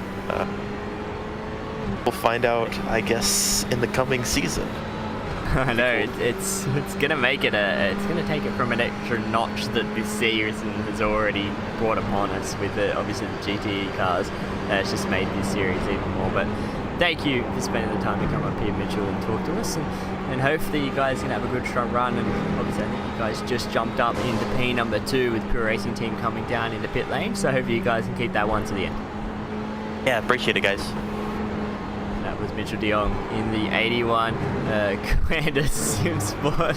A car is Hugo's just saying to tell Yoni not to stop hitting the walls, because you're scraping up that good paint job on that car at the moment. Running in P number 2, the sister car actually quite close in P number, and as I say that, the sister car comes down pit lane, and that is Jorn Jens in the number 88 coming down into pit lane. And I think we all can't wait, Lorenzo, for next season, because if the LMP cars ones, and I'd say when they come in, I know that Neo won't pass up on having the LMP1 cars in this series. Imagine this next week, like next season, having Le Mans 24 hours with the HPDs, if whether they're in there as well, but having those LMP1 cars and the battle that we had with Pure and Movano scrapping with everyone else, that would be a little bit intense, and I think that would have just hyped it up just a little bit more, Lorenzo. Yeah, I think that would hype it up a little bit more, and I think it would give some of the viewers, and especially teammates, a little bit of a heart attacks, because they go so quick. For those who do the Le Mans series, the iRacing Le Mans series, you can see how fast they are. It's not in terms of being fast, like just where you think you're going fast, they're just like skyrocketing you into hyperspace. But it's amazing. I've driven a little bit of Fisher in Nodger games, and I've seen the speed difference, how the performance goes. But I'm really interested to see top level racing, multi-class into one of iRacing series, whether it's Le Mans or Neo. I really want to see how drivers would actually manage with a hybrid system and all this traffic and stuff.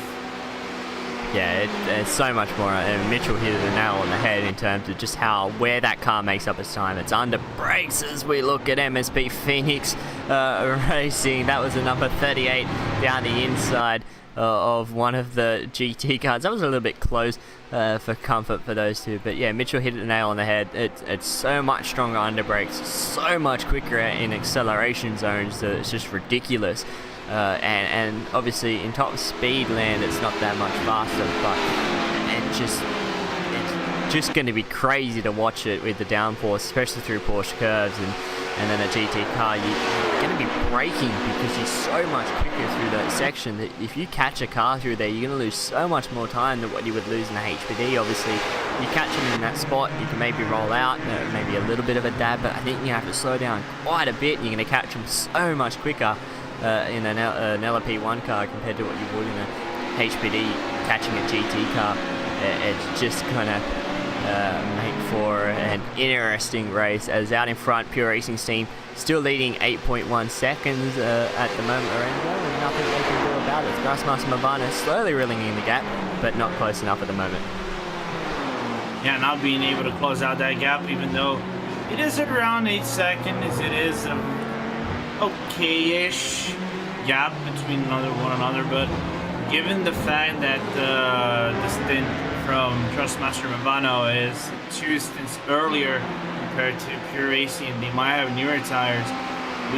I was expecting Frederick to be a little bit faster than usual and catch up with more ease to Patrick, but that shows the resilience on the Pure Racing team and the skill on Patrick's side to be able to pull away and be able to hold such margin.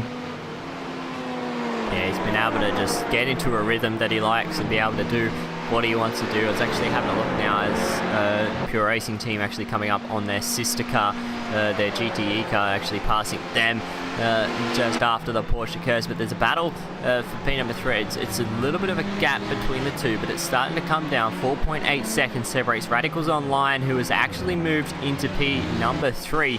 Trustmaster Movano is right now in P number 4. I think Trustmaster Movano made their pit stop 3 laps ago. So Radicals Online are obviously on a different strategy again, but Kazuki Umeshima has been absolutely flying out there at the racetrack and been able to punch in lap times considerably quicker than those around him at the moment. So this could be the phase of the run where we maybe see that position officially change for P number 3. Obviously, he's got a long way to go if he wants to get a pit stop length in here. He's just got a HPD in front of him, though, that might hold him up a little bit and bring him back to Thrustmaster Movano Lorenzo, but if he can get clear of him, he's got some nice clean air to work with. Yeah, one of the things I really want to confirm with us is that I'm seeing over here that Maxime Briand has been for 16 laps on his stint. So is this his first stint, still 16 laps, or has it been because telemetry says he's been for 16 laps total? So that's, if it is on 16 laps, that's quite a long stint, so that makes sense. He loses naturally a little bit of time, but nevertheless, if not, it's just a matter of avoiding traffic, as right now the 34 has caught up with the 55 and is being held up a little bit. Yeah, that is the race leader at the moment. Yeah, 3 laps of his stint is Maxime at the moment. So he's just coming up. He's just on the start of his stint as he gets around that Heisenfeld Core Motorsports car of Kei Kashubi at the moment.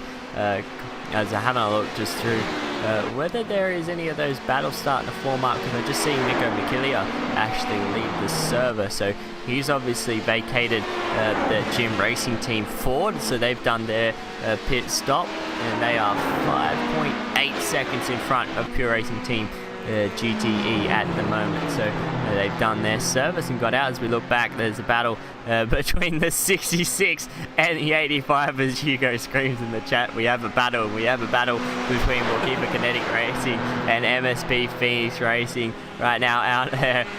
This is coming down into the Mulsanne straight. Robin Rosenvinge right now in that 66 car. The 85 of Tobias Julia running behind him in the 85, not close enough to be able to do anything with it. But he's still there. He might be able to gain some time, especially through these Porsche curves. Through these back chicanes. Yeah, he's just done the first Mulsanne chicane. Now, actually, 0.6 of a second. He's going low. He's going to lower down naturally to around 0.4 of a second, being to be able to try to make a move on the Mulsanne corner at the end of the Mulsanne, or maybe even at the straight to Indianapolis. So, just a matter of time to see if the MSP driver of Tobias Yula is going to make that move.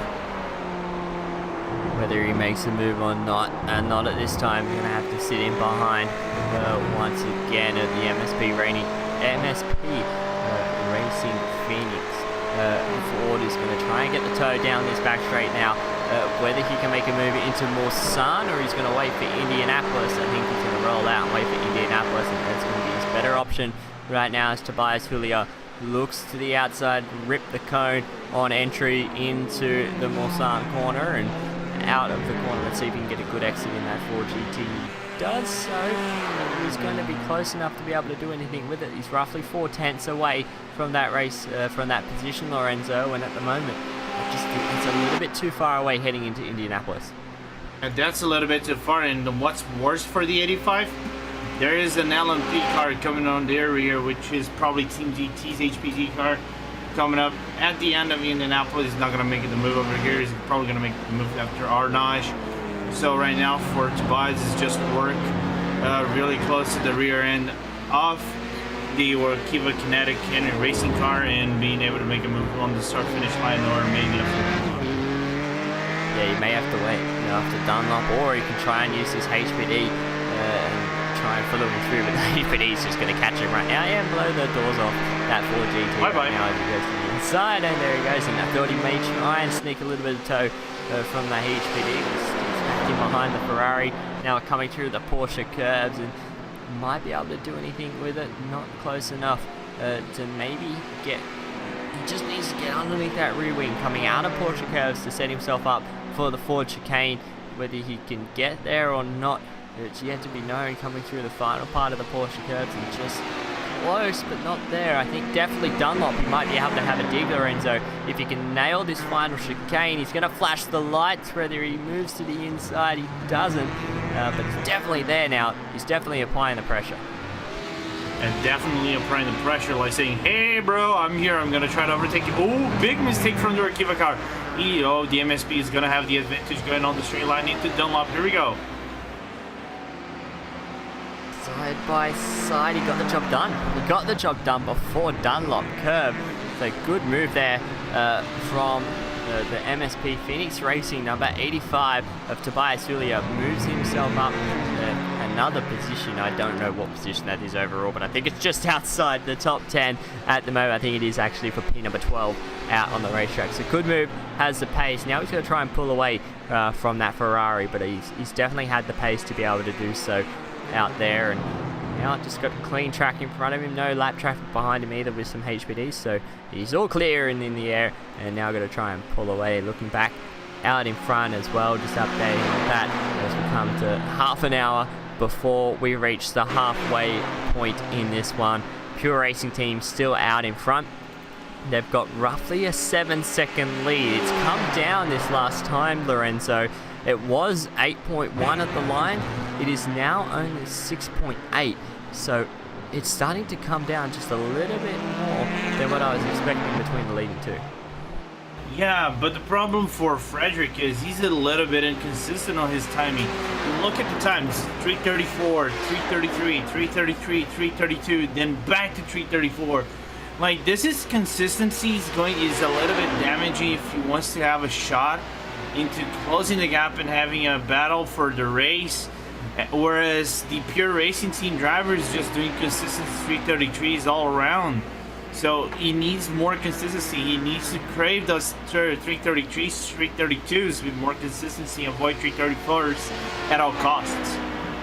Yeah, it's exactly what he needs to do. He needs to just try and make sure that he can nail down a consistent pace. But Patrick Wolf out in front, he has been pretty dominant out there at the moment. Once he got that lead, once again crossing the stripe, another 33, a high 33, 33.9. Let's see what the Thrustmaster Movano car is going to do this time around at 32.8, and that's what we're talking about inconsistent. Does a 34 last time around, goes out and does a 32.8, another second taken out of that gap, so it's now 7 seconds across the stripe. So it's one of those things where right now Frederick Evans needs to just figure out what type of groove he can get into, try and avoid some of the traffic that he's been coming onto, and trying to pick sort of the best moments to get around them. I know it's hard to do that, and it's easier to say than do, to pick your moments with the lap traffic. Obviously coming across them sometimes can be difficult, but he just needs to try and make sure he can manufacture himself into the best position at the moment, Lorenzo, because he can definitely have a shot if he keeps those 32 ups to close down on that Pure Racing Team car out in front. Yeah, he just needs to make sure to do good work of the traffic. He's going to have some traffic already. He's going to have at least an LMP and probably two GTE cars right ahead of him. He just needs to clear them out quickly and efficiently. He needs to do it, and he needs to do it right now if he wants to have a chance at the later half of his stint. He needs to try and figure out a way past these lap cars and try and put himself in an area where he can just punch out some laps. But it just seems like every lap there's more cars coming out on the racetrack, which there isn't. It's just the traffic is starting to spread themselves out. That's actually SRN Motorsports orange car that is in front of the Thrustmaster Movano number 33 HPD. They were in a battle, the SRN Motorsports orange car with the Gym Racing Team car. They've fallen away behind them as well. So they're doing a good job though, that SRM Motorsports Orange now comfortably in P number 6 at the moment, as we look at that. And it's interesting knowing that they were in a battle for 7th and 8th back with Gym Racing Team, but they've sort of just elevated themselves into a really solid 6th place position at the moment, Lorenzo. Yeah, a really solid 6th position right now into this race, and that is kind of good for them, even though the pace of Dean Moll is not the best pace they want to have. He's doing 352s, but he's on his later half of the stint. He's 12 laps in, so he's doing 352s. Let me just look at the laps, or an average. Yeah, that's around 352, 351s. Whereas Guillaume Escudero is basically on the beginning of his stint and already done at 349. Basically nearly doing the best lap for his team. It isn't the best lap because he probably got a off track or something like it. Yes, and it may have been the best lap, but obviously with the off-track, maybe got an off-track that hurt that one. But at the moment, Jim Racing Team as well, they're trying to close down that gap. They are closing down 3 seconds a lap, but can he get there? Right now is Julian Mescada running in that Ford GT in P number 7 in class at the moment. They're in front of that Pure Racing Team GT Red, which is in P number 8, and they can definitely close the gap. 16 seconds to the SRN Motorsports car orange in front, and they're going to have to try and see what they can do about that. But while we're talking about that, the Thrustmaster Nirvana car did get around those lap traffic. He is still 6.7 seconds away, so not much time gained between the leaders. And we're talking about that as well. Looking at actually in terms of lap count, it's lap number 10 of the stint for Patrick Wolf as he crosses stripe, 6.8 seconds, as I think definitely not the time that either one would want to. But slow down for SRN Orange, as that's going to hurt him a little bit more as well. So now that gap's trundling down to 12-something seconds between themselves and Jim Racing Team. Yeah, he got the slowdown at the exit of Porsche cars. So he basically done that between Ford and to the start-finish line. That damages him quite a lot because that outside, it's like 7/10 of a second to 1 second per se. So you want to slow down the car and try to be as quick at it, but in those 4 cars you gain so much slow down time that is actually quite damaging to him. It's a shame, but he needs to keep his head focused and do more good laps. Yeah, needs to be focused, keep trying to pull away. He'll know that Jim Racing Team is closing that gap behind him, so he's just got to try and stay in front and just do everything he can to hold down that 6th position before that Jim Racing Team car gets to him. In front though, the battle is not really closing down. Obviously Coanda Sim Sports a fair way behind the Heisenfeld Core Motorsports car out in front in that category at the moment. And Heisenfeld Core at the moment, Kei Kashubi, it's over 1.5 minutes at the moment, and we were talking about it about a minute before. I think it was a minute 17. Now it's out to a minute and a half. Kei Kashubi is just driving the wheels off this Ferrari, and he's making it look easy. The car looks so well balanced. There's no over twitches, there's no oversteer on that car, there's no understeer. It just looks like it is planted. He can put that car where he wants to and just drive it how he wants. He drives kind of a little bit of a prototype, doesn't it? Like, it sounds like it's a prototype driving of so much air force these cars have. But in average, if we are to look into Kei Kashubi's time, he's doing an average 349, 348, 349 mediums to low, to 348 medium high. So he's very consistent. That's the consistency that you really are look for in a race like this, especially with the halfway on the race coming up really soon.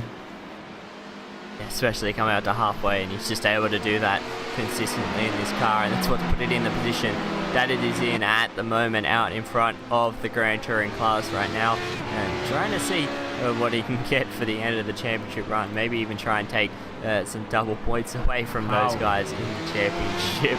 Just taking a lot of curve through that final chicane, just pushing that car to its limit. Essentially, there is the car and letting one of the GT cars currently down pit lane, let's say, for a scheduled pit stop. As out in front, just having a look to see whether he's coming down, and Patrick Wolf might come down. There should be a couple of laps before Patrick Wolf comes down. I reckon about 2 more laps before we see the race leader come down onto pit lane, as he's coming up to complete lap 11 of his stint.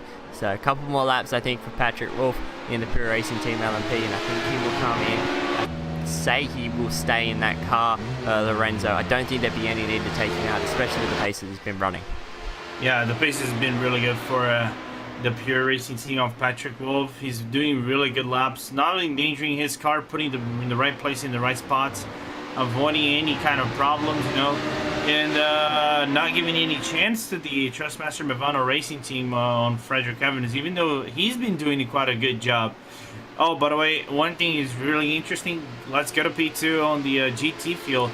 Battle is going to brew really soon because Jonas Wallmeyer has been doing really good laps, nearly 2 seconds quicker to Joni Takanen from VRS Coenda. Yeah, Yanni hasn't been giving it the pace that De Jong was in that car at the moment. So Mitchell De Jong obviously did a 47.6, fastest lap in that car. I think it's one of the fastest laps in the field today. It actually is. It's quicker than Heisenfeld Core Motorsports out in front. But let's see Joni Takkanen right now running in P number 2 in the Pure Racing Team GTE blue car. Jonas Wallmeyer running in P number 3 might be able to do something about this. Last time around, another 2 seconds. Another 2 seconds went the way. That's a big gain for Pure Racing Team GTE Blue. Looking at the stints as well, there's only 3 laps separating him. So really good drive right now from Jonas Wallmeyer, like you said, Lorenzo, and he might be able to do something about it in the next couple of laps. Yeah, you might be able to do a few things in the next couple of laps, maybe going to face off against the VRS Command 81 car.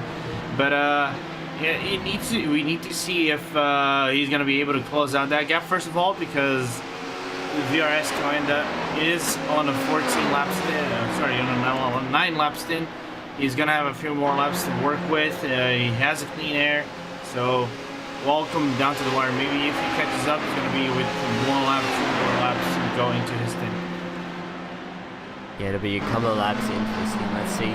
There's another HPD works their way through this little battle that is starting to brew. That's actually the BAM Thrustmaster car again, who had their issues before on the straight where they couldn't upshift by the looks of it in that car, but they've got that one sorted. And he's actually going to get past the Coenda SimSport car as well. So this is the battle for P3 in the Grand Touring class, coming up to 18 minutes to the halfway mark in this one.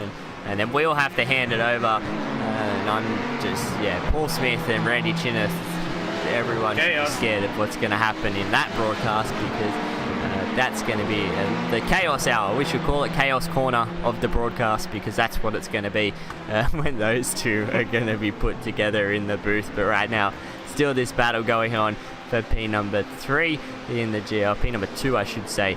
I always, looking at the third car, got that one mixed up. But coming across 1.3 seconds separates the two of them. So it's coming down, Lorenzo, but I think the pace is there for the GTE blue car of Jonas Wallmeyer to get the job done before the next pit stop cycle. Whether he can get the pass done, he's going to get there. Whether he can get the pass done, though, before the stop, that's going to be yet to ask. Yeah, that's going to be the question remaining now in this following laps. If Jonas Wallmeyer is going to be able to reach, well, one of the things is certain, he's going to be able to reach Joni Takkanen. The question is if he's going to be able to pass before Joni goes into the pits. Probably he's going to have a 13 or 14 lap stint. So he needs to basically close out when Joni's around the 12th, maybe 13th lap on his stint, in order to at least have a positive outcome on Jonas' stint. And they definitely improved this car. Patrick Pitchler had an issue, just didn't have, I think, the car underneath him that he wanted. And now Jonas Wallmeyer has gotten in the car and has been able to crawl this car back into definite second place contention and holding down this podium spot at the moment. So he's definitely been able to find something that Patrick couldn't. Obviously, Patrick had a little mistake when he was in that big battle early on when we come around about that 8 to 9 hour mark. So now let's see what he can do. Lap time is within a second now, coming up to the final Ford chicane, and none of them are going to come down pit lane, obviously, this time round, but definitely within the window now, Lorenzo, and he is starting to close in on the back of that VRS Command SimSports, and that Pure Racing Team GTE is getting a little bit bigger in the mirror for Joni Takkanen. Yeah, he's probably already, Joni already waving his hands to Joni, saying, "Hi, my man, I'm here to battle you if you don't mind me."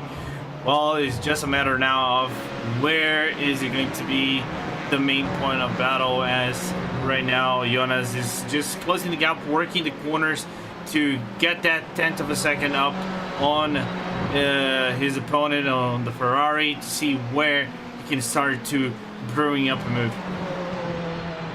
Coming now down onto the Mulsanne straight, 0.6 of a second separates the second and third in the Grand Touring class here for the Neo Endurance Series at the 24 Hour of Le Mans. And let's see what Jonas Wallmeyer can do.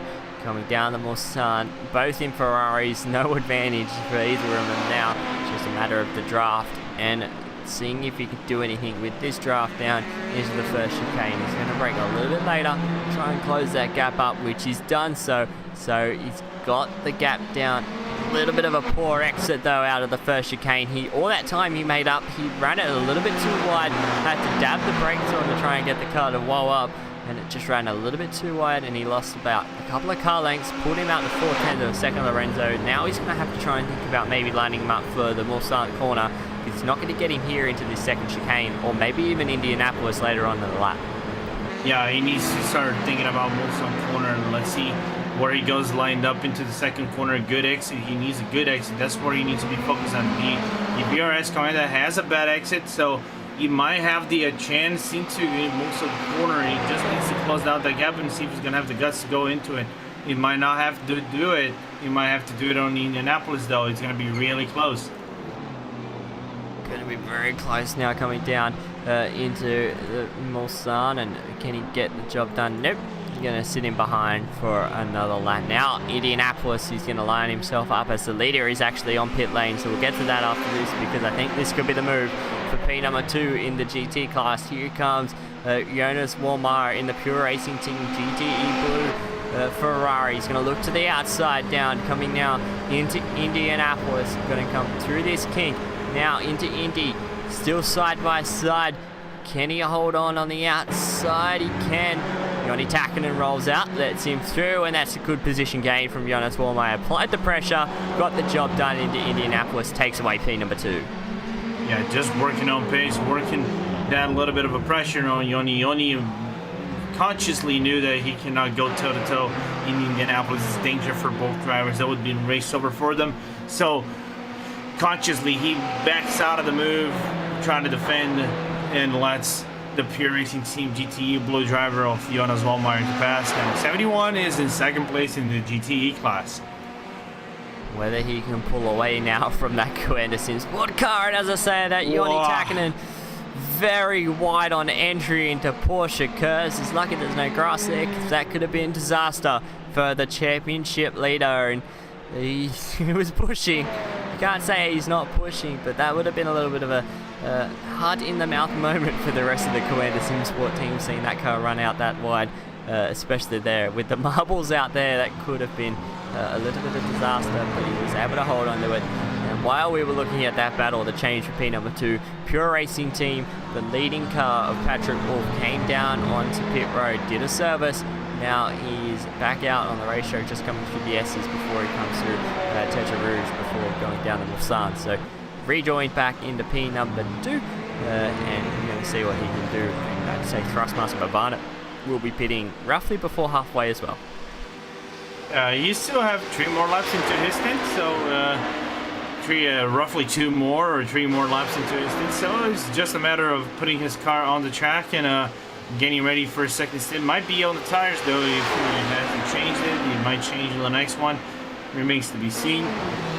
But nevertheless, only putting this car on track is basically what Mitchell has said is in a good run, good pace. They just need to focus what they need to do in order to get that second spot out of the Pure Racing Team GT Blue car.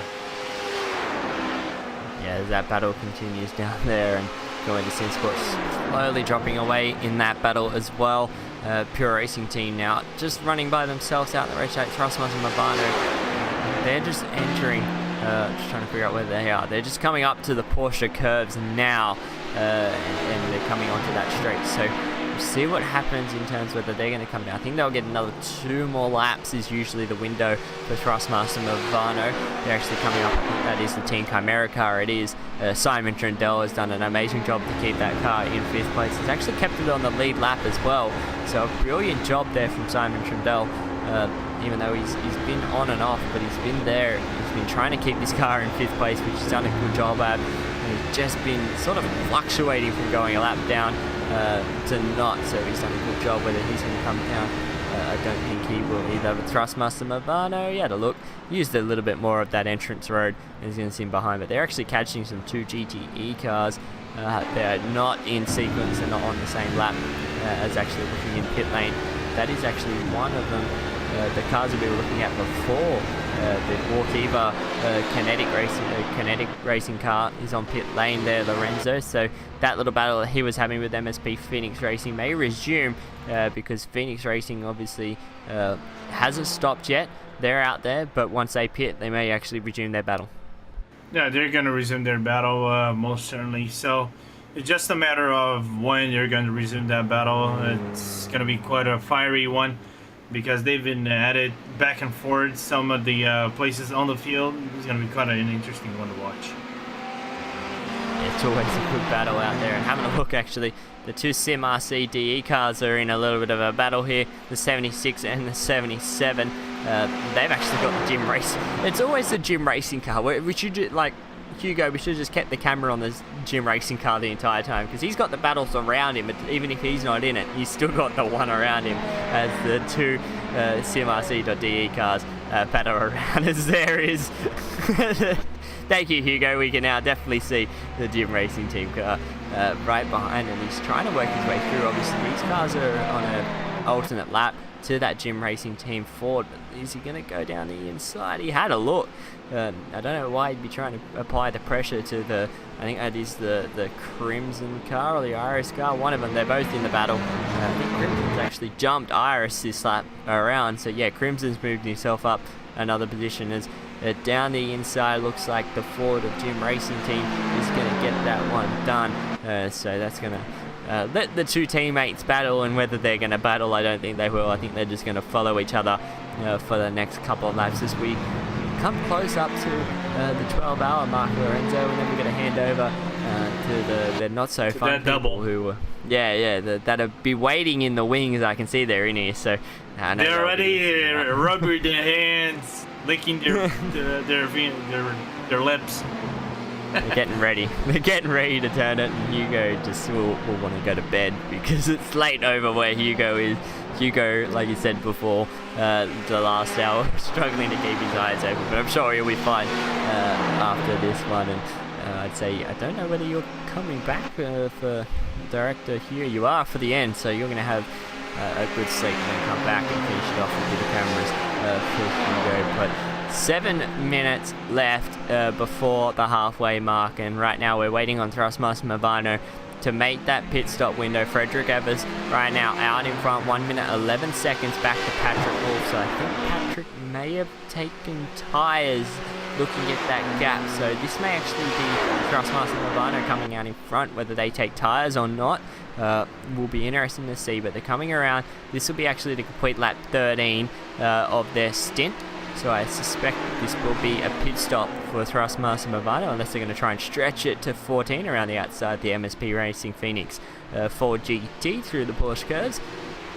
As Team Chimera is actually going to do the same, just going to flow it through. I'm just going to follow the leaders through, so Simon Trundle.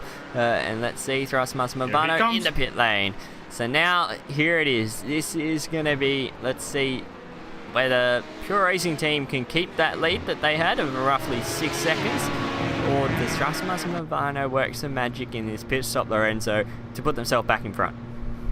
They need to at least have a pit stop of 28 to 30 seconds total and make it out in order to at least have a possibility to battle the Pure Racing Team, as they are at least more than a minute afar.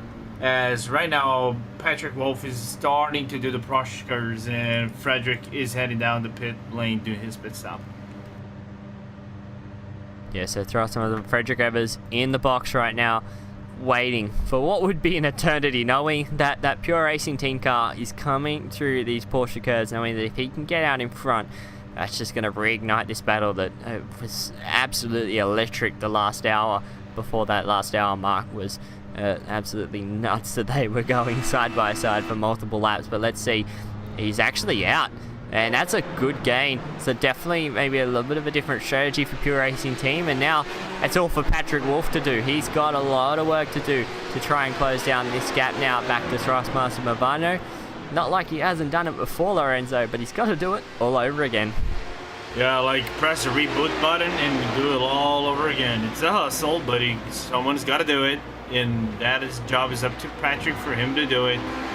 And right now the gap is around 10 seconds. He was around that gap before, so it's a possibility that he could work on and close that gap once again. So it's doable, but it's a hustle. Yeah, it's a big time, and 10 seconds was the difference in pit stops and total pit lane time. 10 seconds, or I should say 10 seconds, 15 seconds, sorry.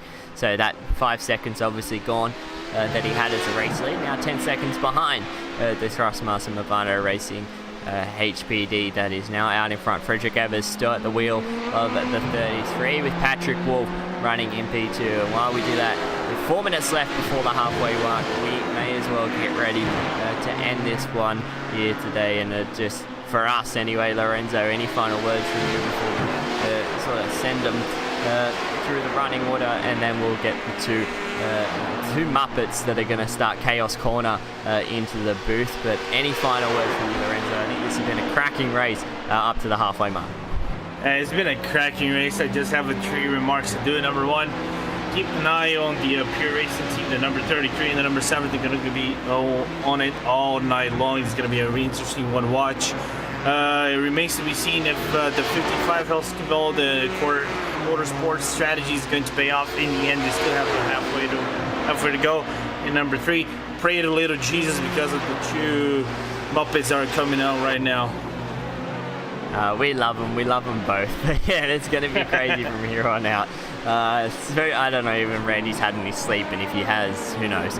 But the 33 right now as we come up to the halfway mark in the Neo Endurance Series 24 Hours of Le Mans is leading right now, driven by Frederick Evers. Coming home in P number 2 at the halfway mark is the 7 Pure Racing team of Patrick Wolf, trying to close down now a 10-second gap. Now the Zeta, he's already got it down to 9.4 seconds, so he is closing. Thrustmaster Movano number 34 in P3 with Radicals Online in 4th, and Team Chimera coming down the pit lane right now, rounding out the top 5 with Simitok, Virtual Motorsports, MSP Phoenix Racing number 38, and IRDK Endurance, and Tio Martin Esports rounding out the top 10. And as we go through the Heisenfeld, Core Motorsports is leading that Grand Touring class with Pure Racing Team GTE Blue taking over P2 from the BRS Commander SimSport number 81 car and pulling away from the championship leaders as the sister car of the Commander SimSport stable running in P4 with Thrustmaster Movano in P number 5. Gym Racing Team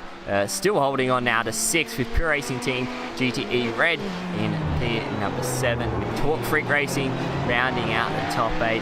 And while we do that, we're going to go to a short break here on RaceSpotTV and iRacing Live before we get the 2 commentators in of Randy Chinner and Paul Smith, who will take over from myself and Lorenzo Bonda, as well as Hugo Luis, as he's going to take a break before you come back for the end of this one. So don't go anywhere, as we'll be right back.